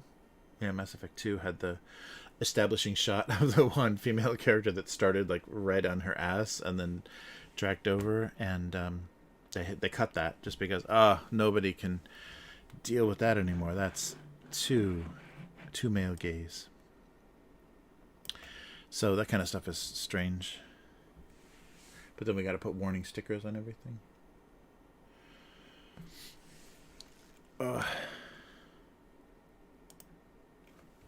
Yeah, make sure I take that double period out again.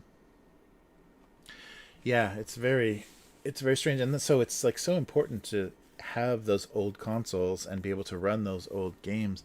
So the thing that sucks is the newer games that are like the online and are constantly patching and everything that won't get online and won't even run sometimes without being patched. When those servers are down, when they no longer can connect, then yeah, it's gonna be rough. I think the PlayStation 3 is the last. I guess then it's all we just do emulation, but the PlayStation 3 is the last one you're going to be able to probably run stuff without needing to connect or whatever. But I think starting with PlayStation 4, you're kind of screwed because you're not playing.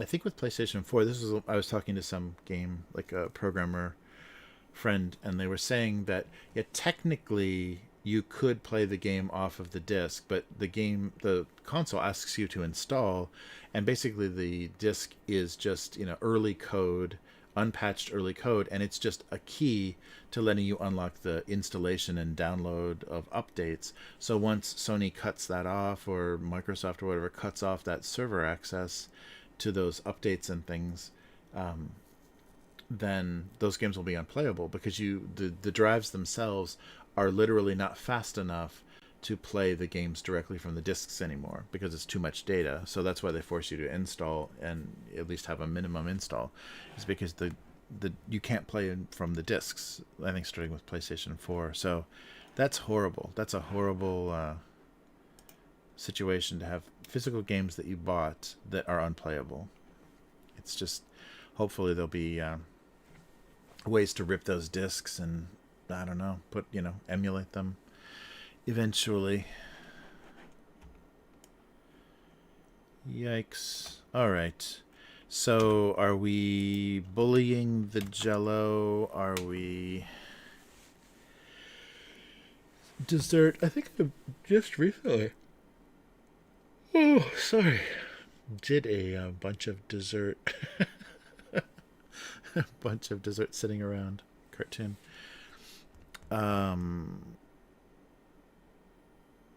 It wasn't a party until the gelatin got in.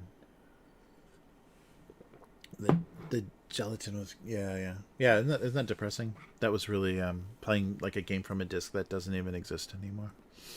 And that's why the push to have you buy only digital is much more reasonable now, because you're not even, when you buy a physical disc, you're not even buying a game that you can play. Depressing. Oh, I should move the chat over where I can see it so I don't have to keep leaning over to read the chat. I'm awake, I promise.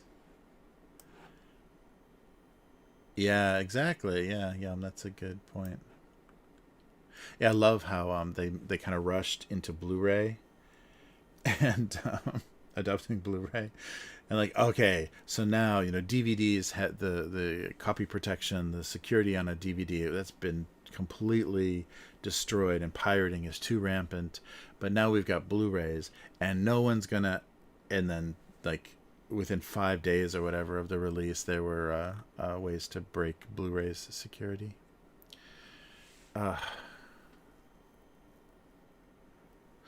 Oh yeah, that's right. That's right. They redubbed, Evangelion. Netflix is just insane, though. Yeah, they've got way too much like weird wokeness going on, where they just pillage and plunder pancakes, BB. Just plunder things, and like the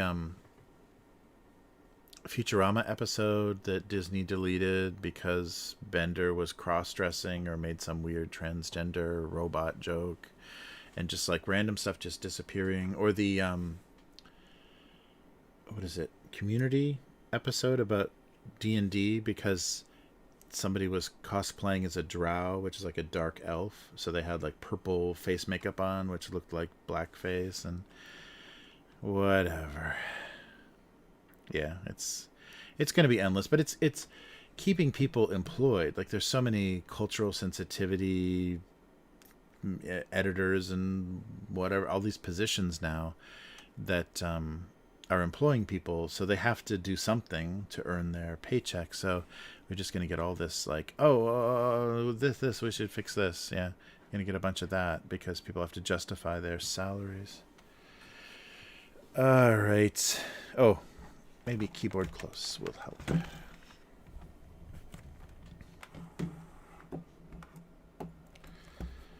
Yeah, there's just not a lot of respect, and I think we like saw the beginning of that with like the Star Wars re-releases. What were they called? The remasters or the something editions. I can't believe I can't even think of that.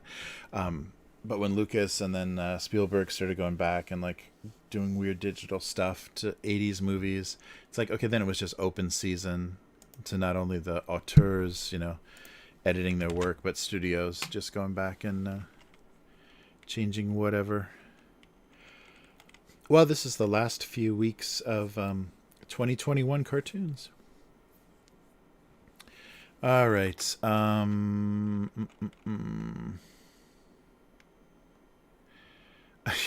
Like it's just drawing dessert. Like, is it on the floor? Is it on a table? Where is this?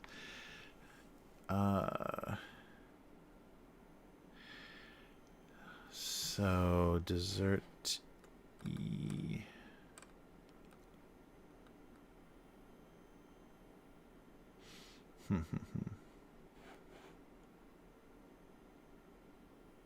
Yeah, I can totally get that. And now that you may not even, it's going to be difficult now to get that original dub.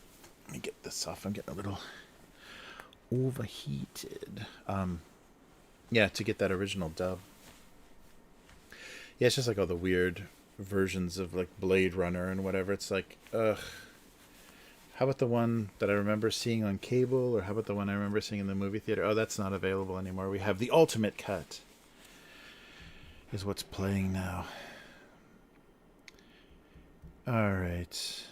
Yeah, I really like, I don't know what cut it is, but the Blade Runner cut that's on Japanese, it's always Japanese, the Japanese streaming, like Amazon and Netflix, whatever the normal Japanese cut of Blade Runner is, I really like it. No unicorn bullshit, no voiceover. It ends with the elevator door. This is a whole that's my sensitivity right there, is how fucked up Blade Runner has become. Now there's like a whole generation of people that are like, Deckard is obviously a replicant. He must be, because some B-roll from Legend was edited into of a unicorn was edited in. So obviously, okay. Happy holidays, space cake. Yes, everything is gone. Our youth is dead. Happy holidays.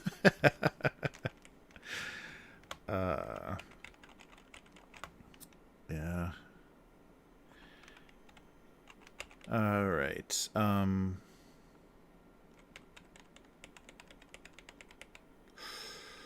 So some dessert thing couldn't.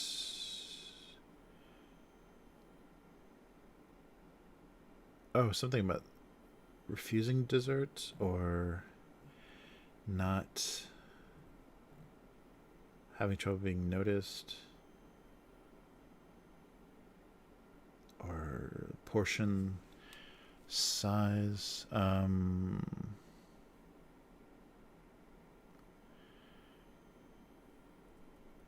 Portion size.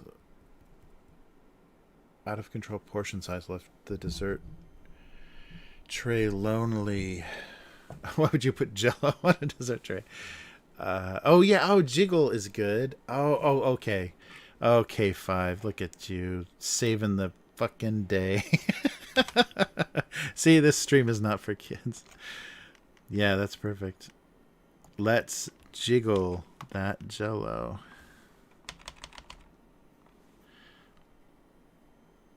Ooh.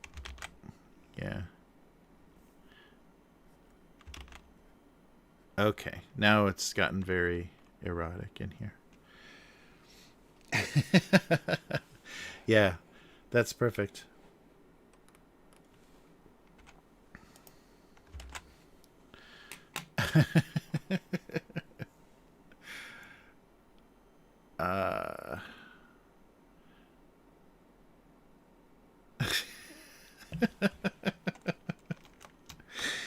So the entire dessert tray felt it was unfair of gelatin. This is getting long. Something just the jiggle. The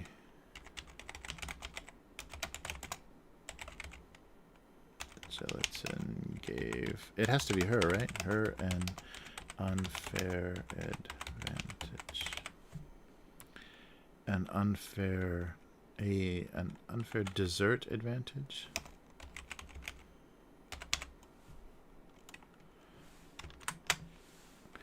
The jiggle of the gelatin gave her an unfair dessert advantage.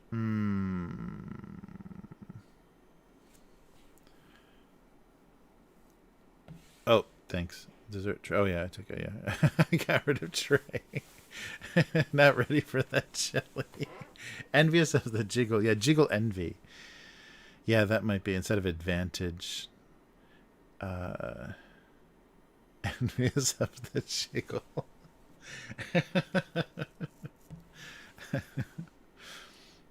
Yeah, that might be better. That's much smaller too. Like, oh shit, what's going on?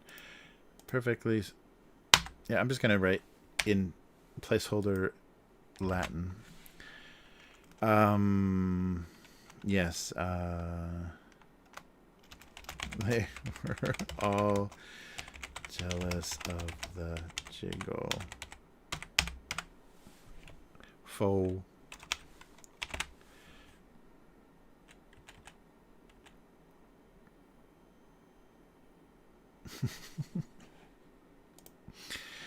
They were all secretly.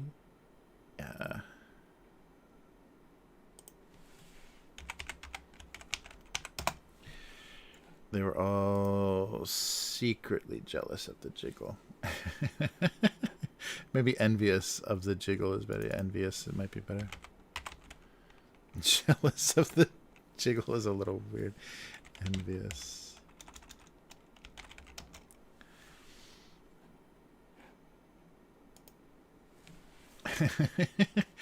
Jiggle jealousy.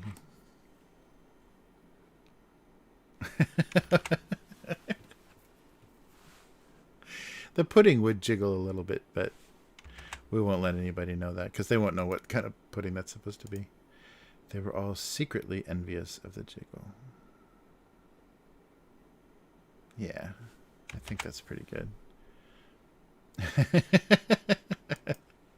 Unknown girl gives it a W. All right, and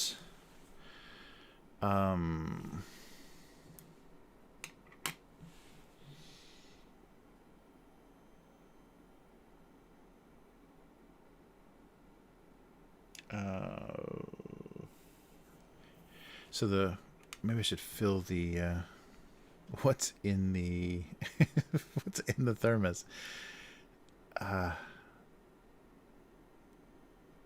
It's maybe I'll just make it like a tea color. I gotta put something in that glass, I think. for the joke to work, or the idea to be clear. I think I just did this, didn't I? Put liquid in a glass. Oh, last a minute. Oh, let's not do that.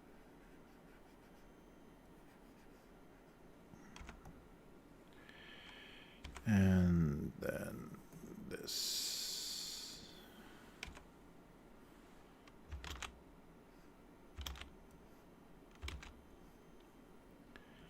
Ba-boom.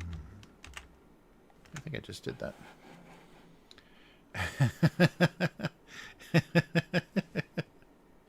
The Eagle J.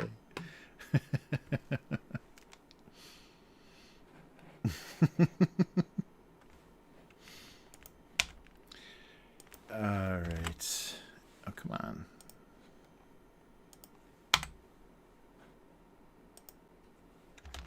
There we go.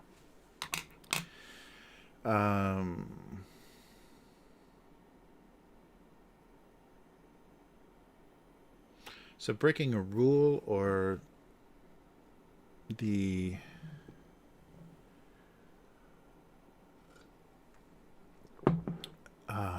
hey Robbie, how's it going?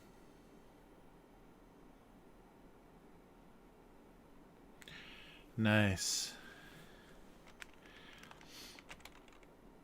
Yeah, so using the included cup, the cup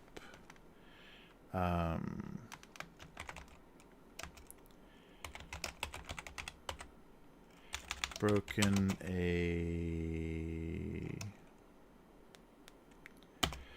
some kind of social social, it's not a social contract, by not using the included cup.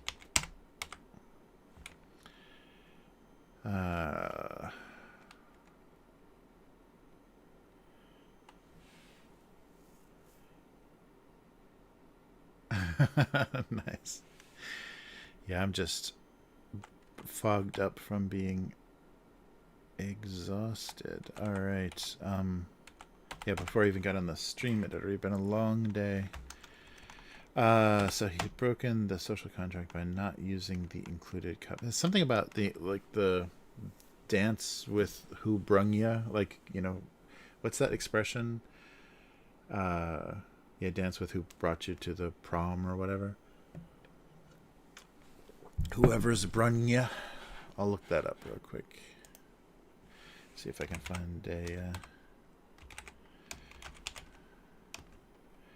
whoever brung you. Dance with the one that brought you. Yeah.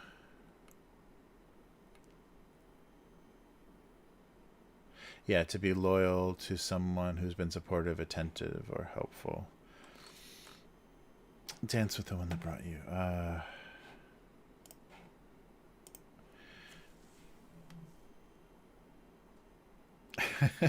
What is drink from the one that came included?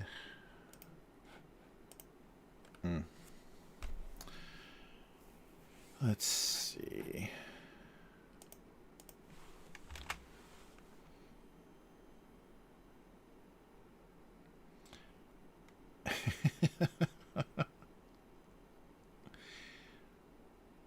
So this is something about the tension of not using the included cup. Nice. Let me fix this shadow too. I just noticed that.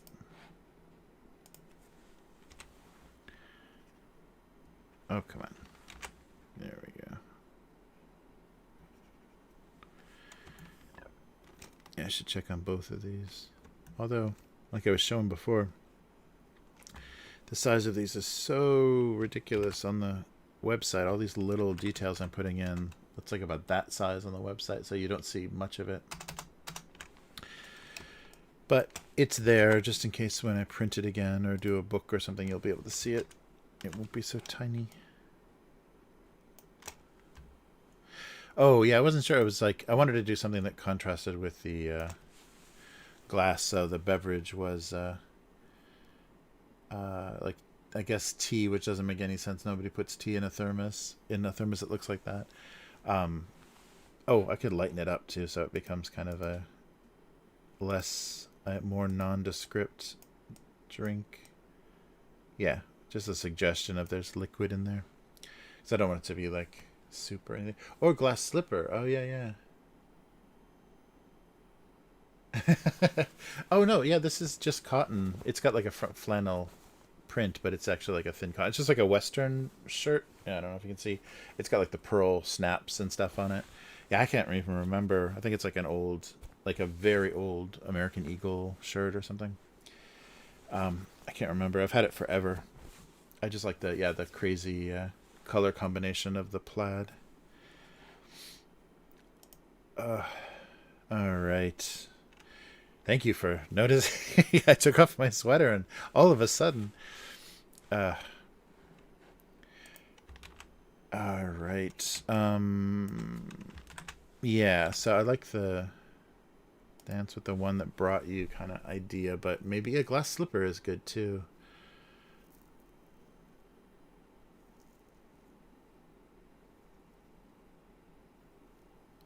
Yeah. I want to do that for the because I did it after I reached 1,000. I did that the collection of the best of the first 1,000. So I want to do another book. The print on demand stuff has gotten so expensive though. I don't know if I can. If I do like 100 pages, it's already like $30.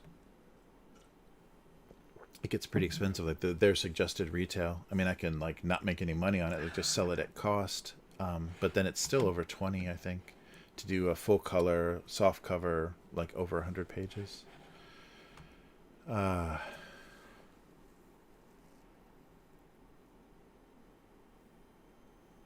yeah. The decision. The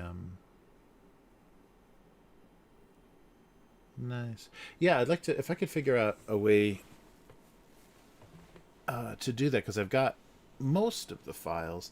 Maybe some of the early ones I'd have to do like smaller, like multiples on a page, but come up with something. But definitely for like the last like 10 years, I've got all of the digitals. So this like I know the $30 not to make it. I mean, it's print on demand, so it doesn't cost anything to make, but their cost creeps up to like $24 or something. Yeah, the print on demand's gotten more expensive. It was always kind of $10, $12 before, but yeah, it's gotten more expensive.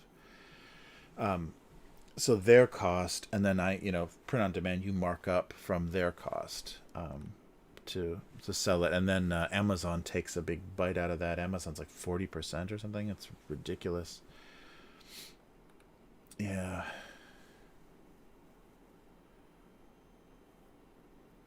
Oh, that's cool. Yeah, let me know if you guys have any if there's any good resources for that because I'd like to do as big a book as possible. That would be really fun to do almost everything, especially because they've been on the stream. So this time I'd want to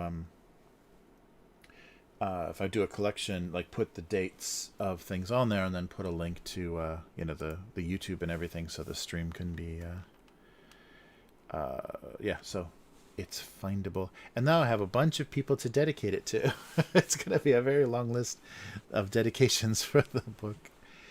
All right. Uh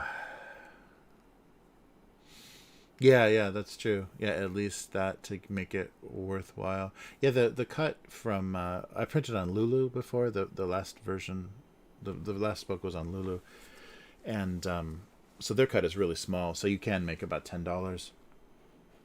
But yeah, Amazon is terrible. Oh my! I just got a manager. That's awesome. But then now unknown girl gets 10%. Between Amazon and this is tough. Oh man. Included cup. Yeah, what is that? Like a thermos with yeah, I guess it's included. Uh yeah, what do they say in like their marketing blurb?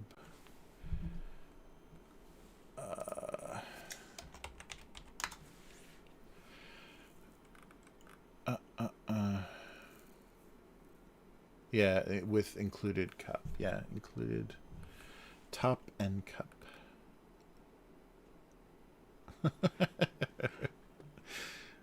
All right.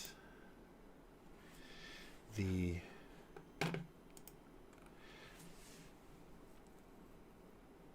Oh yeah. The old one is still. I'll give you. The Lulu. I think is actually they print them in Australia. I think they do UK and Australia. So they're much cheaper. Ordering them to Japan was just a nightmare. Oh, come on.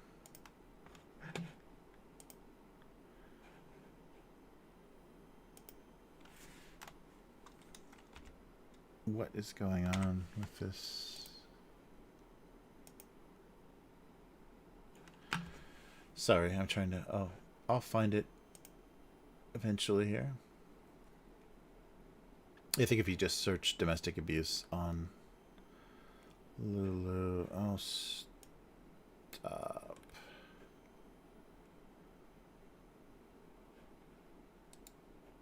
I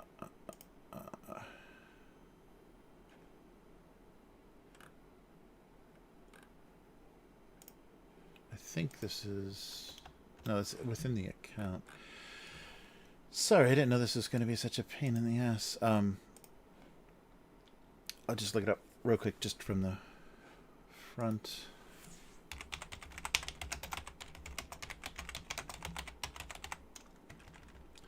Ooh, if I could spell my name. There it is from the shop. Sorry. Yeah, here's the original one that I did. I think you can see a preview of it. And it's on Amazon as well. Oh my god, it's $40 now? Oh my god, yeah, it's really expensive. Yeah, they bumped up so the list price is it's pretty $40.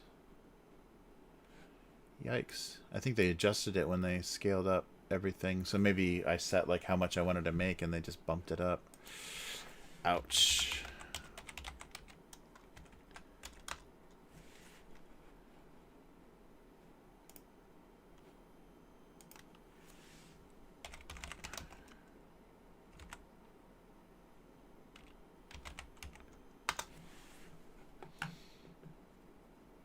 Yeah, it's so Lulu is handling all of that, so it must have bumped up.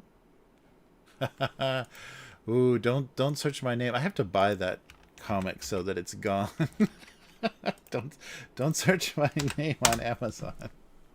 That's the Amazon version. That's funny. There's one copy of something from my past lingering around. I have to. Oh no, it's not available anymore. Someone did buy it. Oh no, there's used copies. Ooh. All right. Oh, sorry. This cup was dumbstruck by the containers faux pas. Yeah. Thermos cup. I want to do some kind of social. Sorry, Rob. I'm sorry to be so distracting. I should. Unknown Girl Inc. I think is a much better, partner. All right. Yeah. So the faux pas. I like the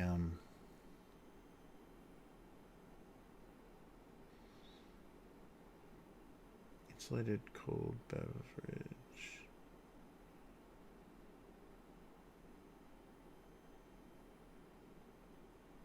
Oh, right. Yeah, that's true. It would be an odd. It's an odd thing to do if it's supposed to be hot. Unless they're Russian, right? Russians drink tea out of glass. Mm.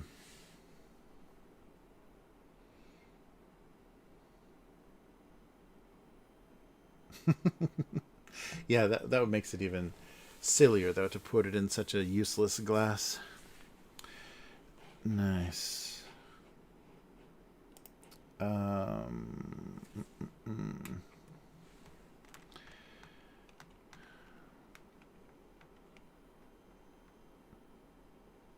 Oh yeah, just the freedom or the something about not the first time of not using the included cup. Uh,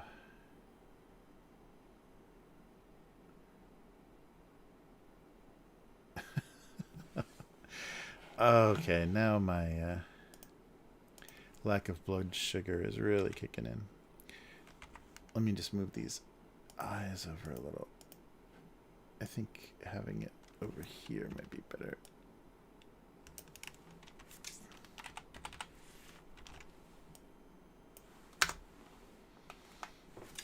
That didn't distort now. That's okay. Liberating. So not using the included cup was amazingly liberating.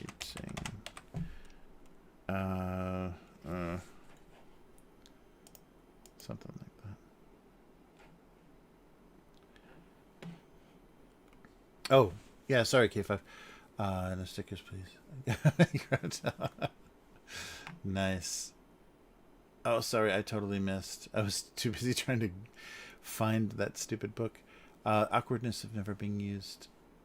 Oh, that's much better. Yeah. I think instead of the yeah, K5. I think you're right. You're that's 2 for 2 today. God damn. No, I think the awkwardness, because that's true. That's like that cup is pretty gross to use most of the time. If it's like this version that I drew, that just the thin plastic, yeah, not a nice insulated cup. Yeah, the awkwardness of like just standing there and watching another cup being used is much better. Nice. God damn, K5, what's going on? Good job. Mm. Yeah, the liberation. I like the awkwardness of having to just stand there while I'm a cup. You can. I hold beverages.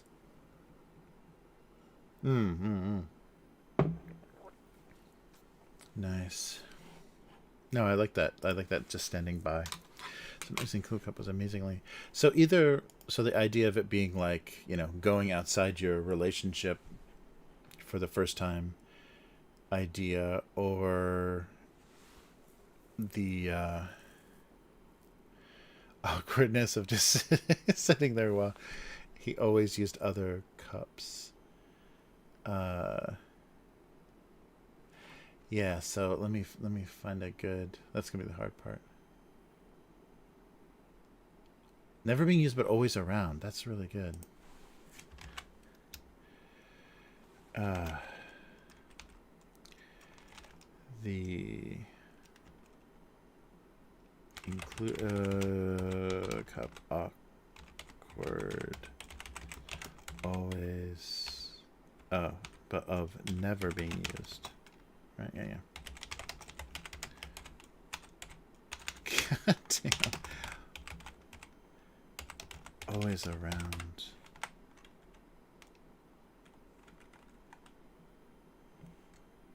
Comma. The included cup awkwardness. Maybe. I like awkward because it's just like everybody has to just sit there and watch a cup be ignored. Let's see.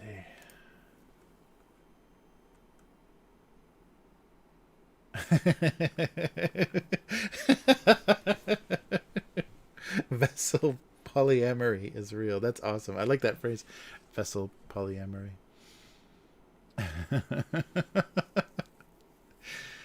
Oh man.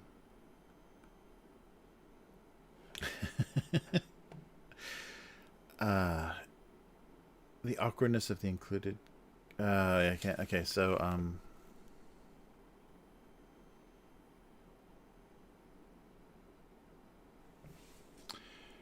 but always, yeah, never use it always around. Just got to be a cleaner way.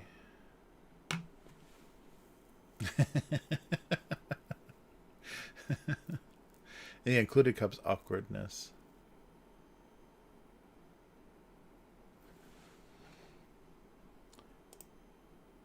I think, yeah. So I think of might make it easier to read, or the awkwardness of the included cup.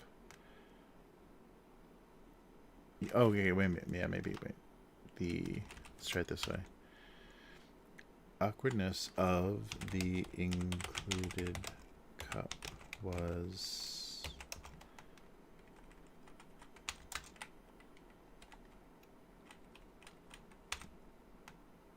never being used, but always around. Always.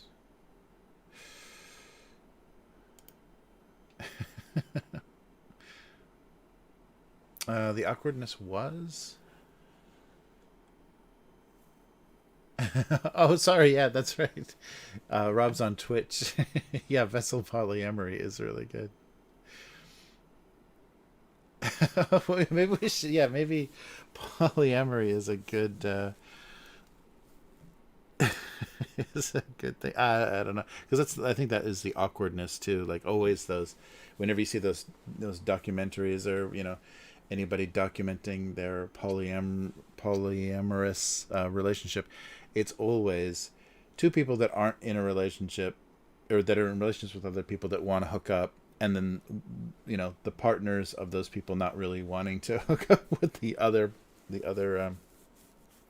partner, just kind of awkwardly watching people make out like crazy, and the lid is the cock. Oh, the poor lid. Yeah, yeah. My Go Comics audience I shouldn't be thinking about the audience, but the Go Comics audience is a little too old for polyamory jokes, I think. The awkwardness of the included cup was never being used, but always around. Yeah, never being used and always around. I like awkward feeling, but maybe not using the word is okay. The plight of the included cup. You can't say that on Twitch. Oh yeah. Is cuck a? Yeah, that's right. Because simp is non-Twitch. Oh, my Twitch stream just went down. Yeah, you can't say, or maybe it's type in chat. You can't type simp, because there are no simps on Twitch. There are only kings supporting their queens.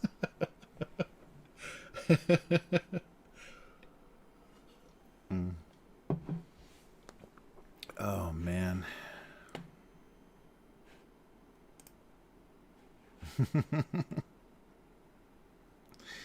Nice. Oh, Yum is over. Yum jumped onto Twitch. Nice.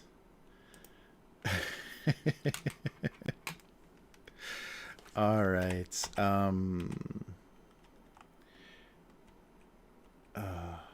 The dilemma, paradox, what's the thing? Oh, no, Rob's on YouTube. Oh my god.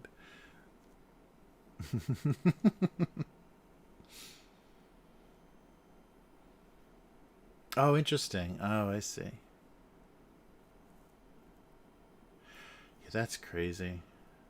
The trying to control people's speech, especially like when Amazon, right, that owns Twitch, is obviously they're making money off of like really taking advantage of guys that can't talk to girls, but will throw tips at streamer girls. They know what they're doing is fucked up, and then they're gonna make rules about it within their fucked upness. Oh, Yum's getting ready. Now K5 is on Twitch. Where is anybody? Say, I'm reading a combined chat, so I have no idea where anybody is. I gotta look at your little icon to know where you are. The difficulty, the painful part. That's right. We gotta, especially this in this cold weather, a hot tub stream would be perfect. Oh.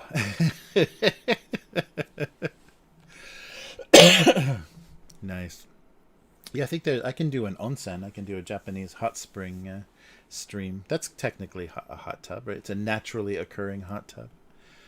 I'll climb the mountain and stream from my phone.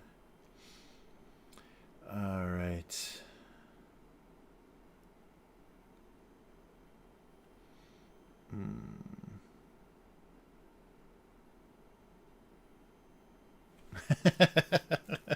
Nice, yeah. Permeated the vibe. Yeah, really harshed everyone's mellow. The awkwardness of the included cup came from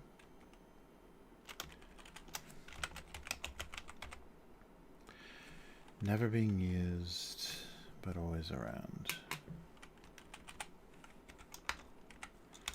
Yeah, it is a bizarre cup to be using.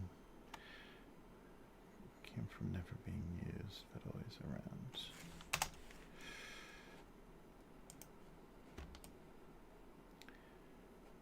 All right.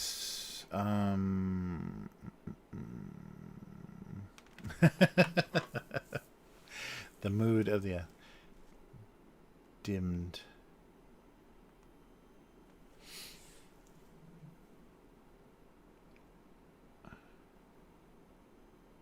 Oh yeah, I wonder. Yeah, because the hot springs.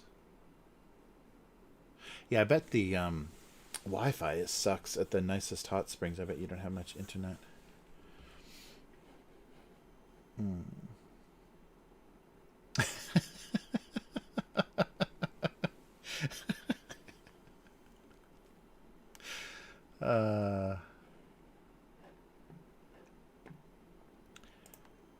All right. Yeah, that'd be funny if all the controller makers started doing waterproof versions for all the hot tub gamer streams. All right, the awkwardness of the included cup. Is that too long-winded? I guess that works.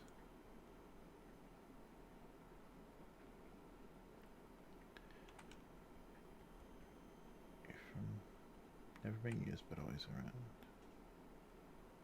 The plight of the unknown, the plight of the included cup. YouTube Master Race. Yeah, am I just a? Yeah, that's funny. I'm just a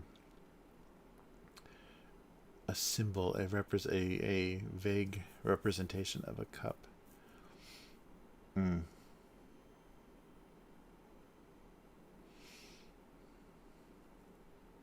Yeah, never used, but maybe we don't need being.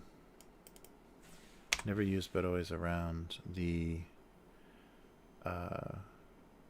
maybe not awkwardness, but the plight. There's got to be something better than plight. Was never used. Oh wait, the plight was the mantra. I guess I have to put it in quotes. The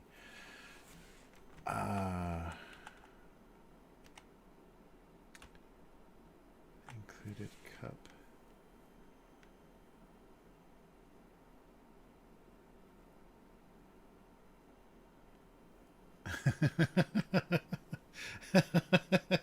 Yeah, right. Feeling like a glorified cap. The included cup. Oh, yeah, a glorified cap. Maybe the included cup was nothing more than a glorified, or a glorified cap, a redundant cap.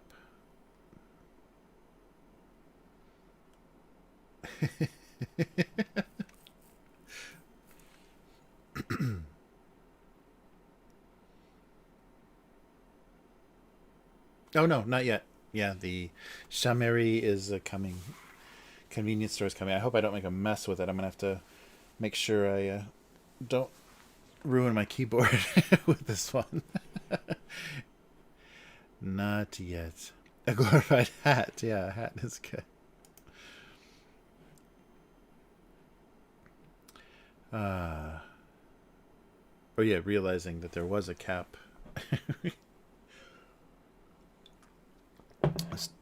The included cup was nothing more than a felt like nothing more than with a T. It was nothing more than maybe felt like, yeah. It's a little bit longer, but yeah. The included cup felt like nothing more than a glorified cap. A redundant and glorified cap. And so maybe it would work better on this one if they're or like either looking at the, let's see which one looks better here. Oh. So looking off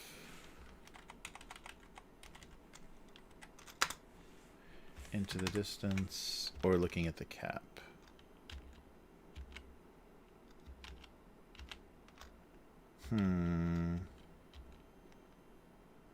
Yeah, and looking at the cap I think works better. Even though it was functional. Nice. A functional yet. Yeah, ignoring the function. The included cup felt like nothing more than a glorified cap.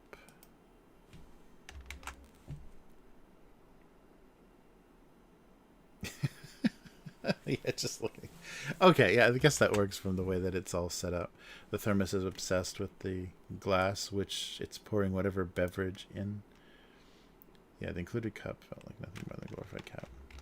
Yeah, I think that works. I like the awkwardness of never being used, but I think glorified cap is, it gets across the same idea. Nice. They were all secretly envious of the jiggle. A mid-cup crisis, yes. Torn between two cups.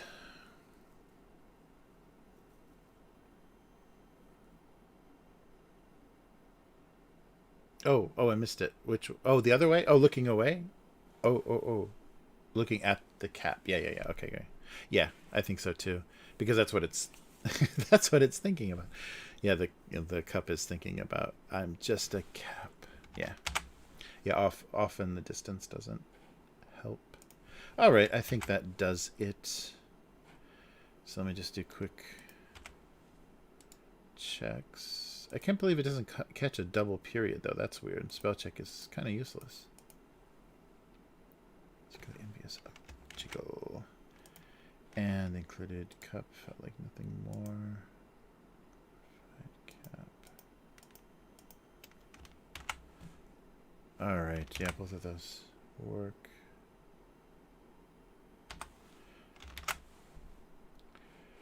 All right, so here, just let me make these files real quick, and then we will talk about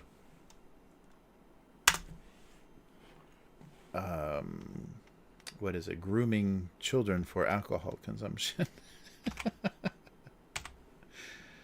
All right.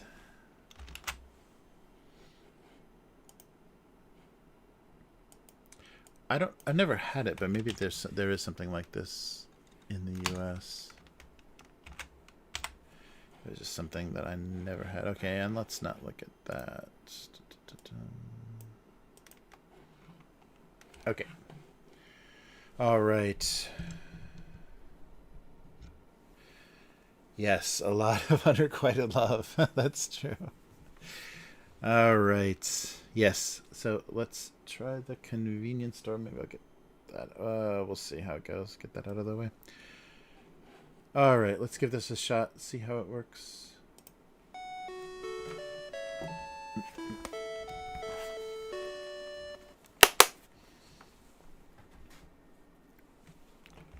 All right.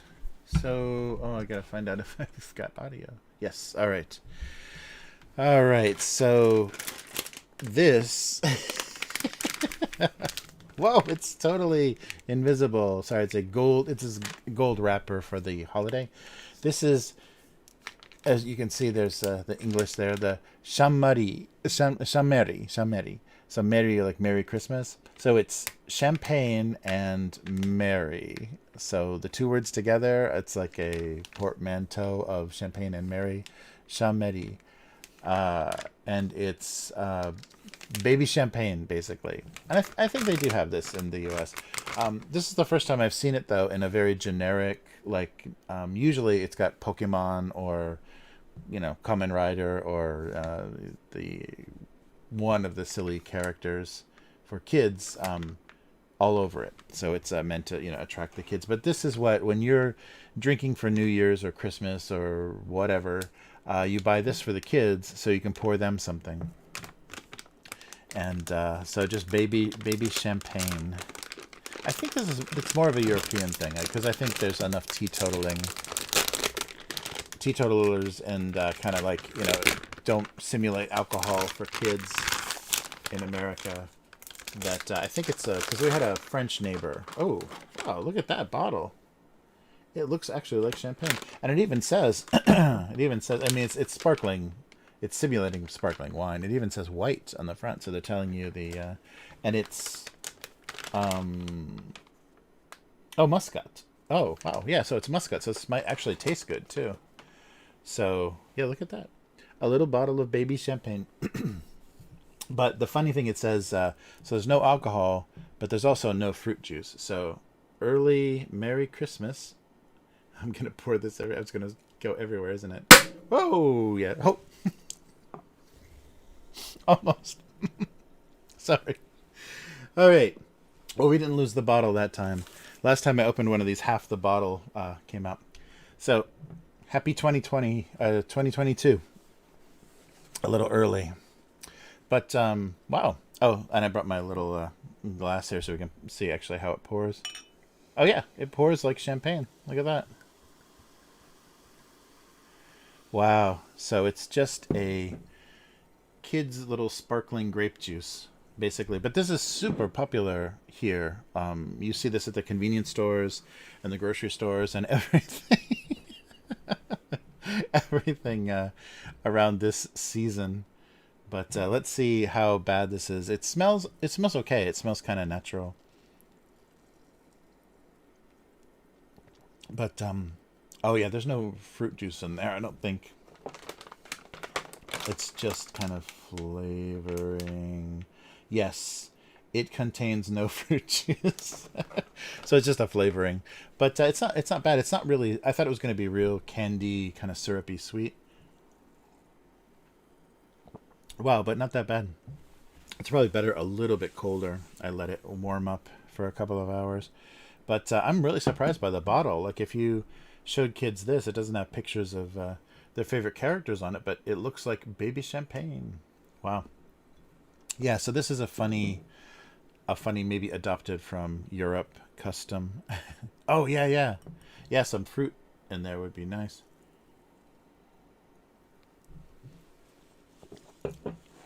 No, I haven't seen a fortune cookie here. They don't even, because it was a American, like a totally American creation.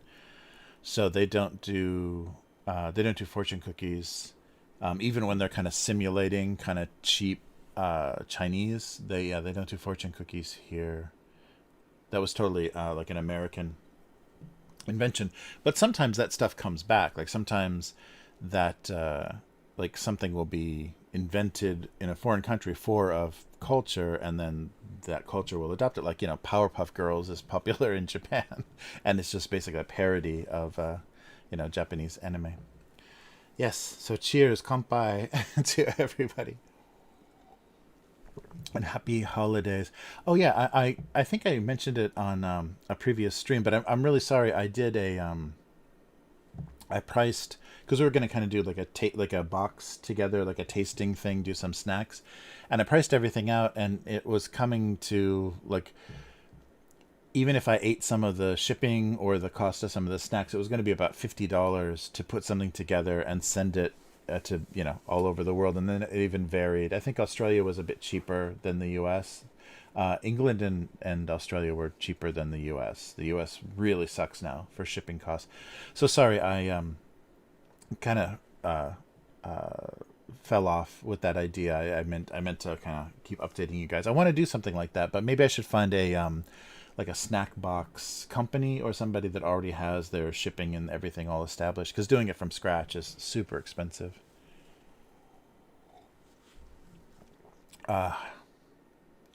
Nice.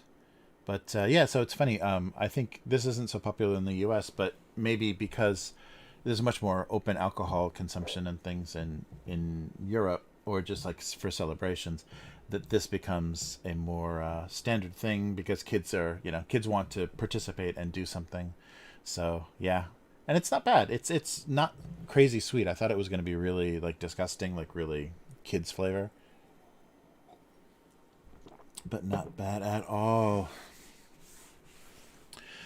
Oh yeah, well for like trying, yeah, for trying stuff. If you have a source, like if you have like an Asian supermarket or something, definitely like for the whole gamut of things, you should definitely should try like dried squid, and then any of the like the soy, the rice crackers, like like that set that I had last week, which is the sample of different rice crackers for beer, like the okaki mix, something like that is that's a real standard Japanese thing. And then like pocky or any of the other Japanese sweets, that are pretty much international now, would be a good good range. Mm.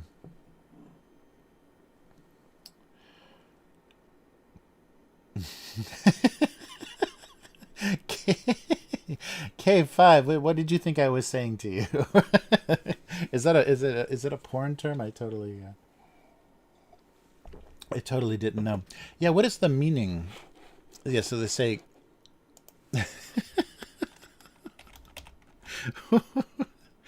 what is the meaning? I don't even know like the kanji for. I hear it and I don't know it.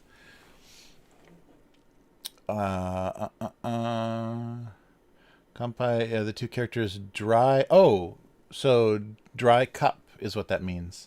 Oh, interesting. Yeah, so drink your cup dry is what that toast means. Yeah, because I don't think I've ever seen the kanji for it. So dry cup. That's funny. So opposite of K5's interpretation. So it's con or com. There's no differentiation between M or N, pretty much as a ending sound in Japanese. So it's very interchangeable. So kampai, not anything else, is drink your cup dry, or empty your cup. uh, ah.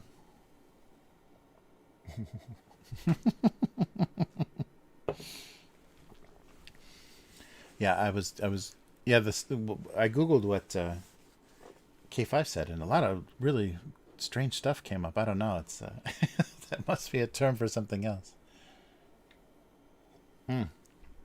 Hey, Michael Scott, how's it going? Sorry, I totally uh missed that you came in. I was replying to your messages and missed that you had just come in. Ah, nice. But yeah, so that's funny. So just learned something. Yeah, so the toast is, yeah, drink your cup. Yeah, there's a lot of it's more common I think in China, but I think Japan's adopted that a little bit, kind of the forced drinking thing. Um there's a lot of that in like kind of because the social, the kind of social bonding of like coworkers drinking together, or like classmates drinking together. But it's much more like it's insulting not to finish your glass every time you drink with somebody. So that means you're drinking again and again and again. And in Japan, they give you little tiny glasses to put beer in. So you can drink a glass of beer with everybody, but it's a very small glass. But I think that comes from China, because anybody that I've talked to that's done business dinners in China says they get you so intoxicated you can, barely stand up. And that's like the style. That's what they're supposed to, you're supposed to do that. So very odd. But yeah, not too bad. I've always I've heard some parents say, "Oh, we don't buy that or whatever because it's just," but it's not crazy sweet, and it's not even the same calories as it's like around the same calories of like Coca-Cola or something, a little bit less. So not crazy rotten for your kids. That's funny. But there's nothing natural in it. Or nothing fruit juice in it. I guess it'd be a lot more expensive. Yeah, so that is Chanmery. Chanmery is a Merry Christmas, happy kids drinking champagne.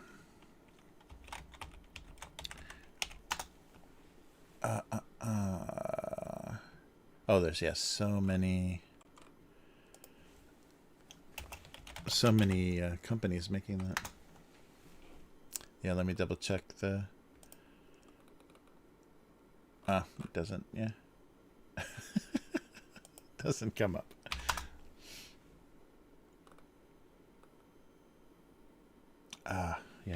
Yeah. But I think it is the Merry Christmas, Merry Holidays. Definitely champagne is the first part of it, but I wanted to see if there was some other weird interpretation. All right. Wow. Well, that's the beginning of the holiday season once the Chanmery is open. Oh yeah. Oh, that's true. Yeah, I think that's probably why, because it's not, the bottles are pretty small, but yeah, it is a it's a champagne style cork, so you do have that pop. Yeah, that's true. That's probably what it is, and it sure does spill everywhere. So if you want to spray champagne on your kids, you can use this. But yeah, that's funny. Yeah, so this is the first one, the kind of more generic one I've seen. Usually it's a very cheesy kids version, like something that would be included with like a Happy Meal or whatever. It's very it's got Mario or something all over it. So that's fun. Yeah, I think it is. I think I think you're right. I think it's the popping of the cork that kids are like, I want to do that too. And this one, it's like a pretty safety style cork too, so I think even the kids could probably get that open. Yeah, and they even give you some instructions. It doesn't say anything. Yeah. So this is Hata is the company. Hata Koshin. Yep, it's just happy drinking non-alcohol. And for people that don't drink too, I'm sure this would be much more palatable for an adult than a lot of the kids drinks that I've seen. So if you didn't drink alcohol, you could scam some of the the sparkling grape juice from the kids' table. Nice.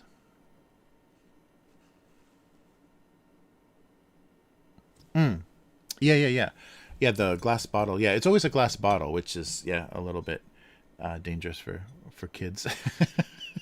But I've never seen it in a plastic bottle. It is always a glass, like a miniature, like exactly like this, like a miniature champagne bottle. It's a little skinny one. Yeah. Yeah, that might be true too. Is it? Yeah, you can people that don't drink. Oh, what's this? Oh, yeah, right. Yeah, the same sort of idea. Yeah, you can pop. Everybody can pop, and that would be more popping corks too, without like opening 5 bottles of champagne. You can open some of these tiny kids bottles and have a more celebratory sound, and then everybody can feel involved. Yeah, that's probably true. Yeah, good thinking. Yum. That's probably why they did it. Wow. So let me open my FTP real quick. Wow. So yeah, I'll try to find something. Yeah, because what we've got 21st. Yeah, well, only one more before Christmas. Only one more stream. So I'll try to do something very Christmassy. Maybe I'll get some KFC or something. I'm trying to think of what a good Christmas stream would be. Yeah, nothing would be more fun than watching me eat fried chicken during the stream. Oh man. Ah. Oh, sake is really tricky. It's kind of like wine in it's kind of like wine. There's so many areas that produce sake, and they all have their pride of this is the best. Or so. The only thing you should really look out for with what am I? Yeah. Is the I mean the price. Let me see.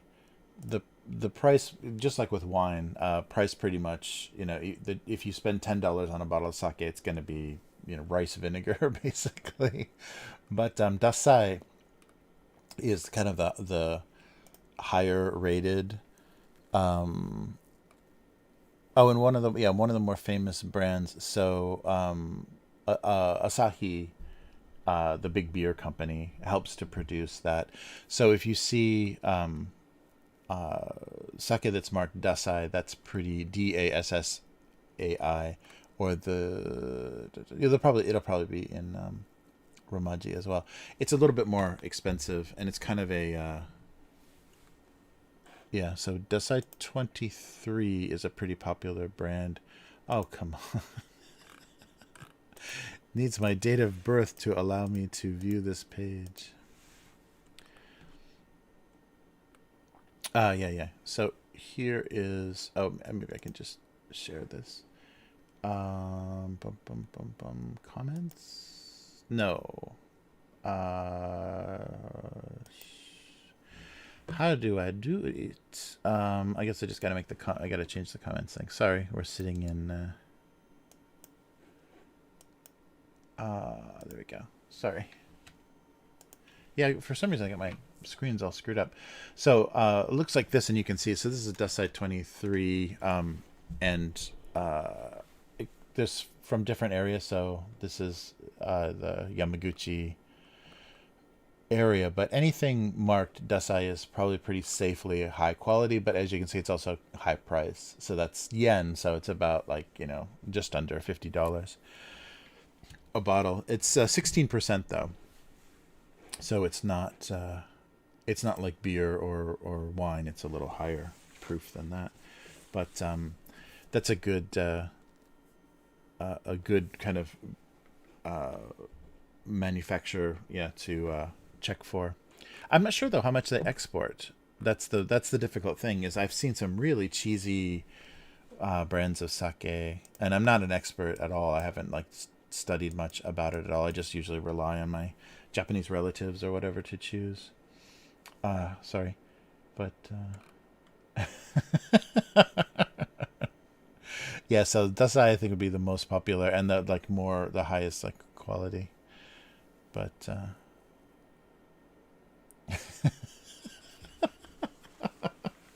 No spotter. There was my Wacom did not get compiled.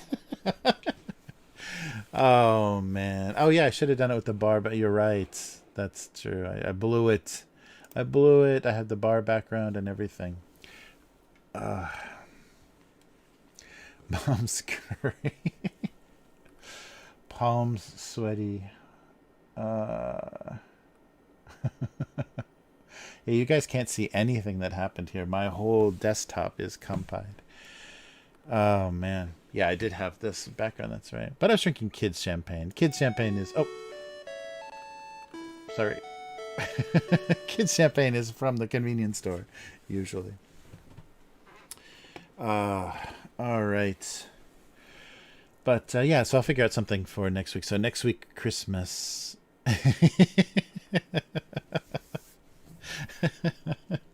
Yeah, I've been enjoying the heck out of the Tim Heidecker YouTube channel. Plus it's on Adult Swim, I think. But I watched through all of the old uh, on cinema at the cinema, the movie review series, and the full Oscar specials that they did are all on the Adult Swim YouTube, and those are so good. It's just they're so awkward, and the time when they were encouraging everyone to write in Hobbit 2 as Best Picture nominee. Yeah, as it's really good stuff.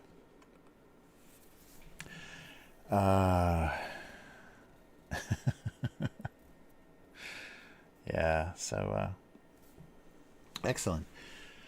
So I think we'll. Oh yeah, it's 6:30. I better see what's going on. People are gonna need rides and all kinds of stuff. So that was the baby champagne episode, and next week we'll do Christmas. So yeah.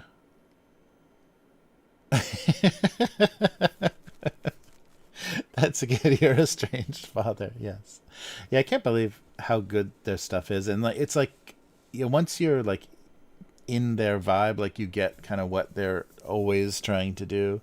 It's insane. And I even remember like early San Diego Comic Con, they would have these events at the bars in San Diego that would just be bizarre. It would just be like weird sing-alongs and all kinds of like really strange like crowd work stuff. So yeah, very good stuff. So awesome show. Good job. Awesome stream. Good job. Awesome chat. Good job. Yeah, SpongeBob. There we go. Yeah, there's still SpongeBob everything here. That's so sad. The original creator is not making. Maybe his estate is, but no, the creator's not making any more money off of that. All right, so let's wrap this up, and everybody take care. And so abusecartoons.com is the website, and Abuse Cartoons on social media. If you want to read the archive of the cartoon, gocomics.com/domestic abuse. And check out Lulu. Do a search for either my name or domestic abuse on Lulu. I don't know what kind of... maybe there's a lot of books on domestic abuse on Lulu, so be careful. But we'll do this again next week with some Christmas cheer. Yeah, I'll come up with some of that, some Christmas theming, and we'll do this all over again. So it was good to see everyone. Thanks for hanging out in the chat, and it was fun as always. Yeah, Michael Scott, thanks for stopping by. Good to see you. And Unknown Girl, Yum Num K5, everybody. Oh, sorry, John Tommy, I totally missed. Yes, living in the aisle. Sorry, I missed the comment. Yeah, sorry about that. And Robbie, thanks for the brainstorming. I like your contribution is always fun. Excellent. Yeah, that's right. My chat doesn't go back very far. But yeah, everybody that's in chat, good to see you. And Rev was at the beginning. Yeah, beginning of the stream. I hope you hung in there. So yeah, take care, everyone. Stay safe, and get ready for those holidays. And we'll do the holiday next week. So see you, everyone, next time. Goodbye.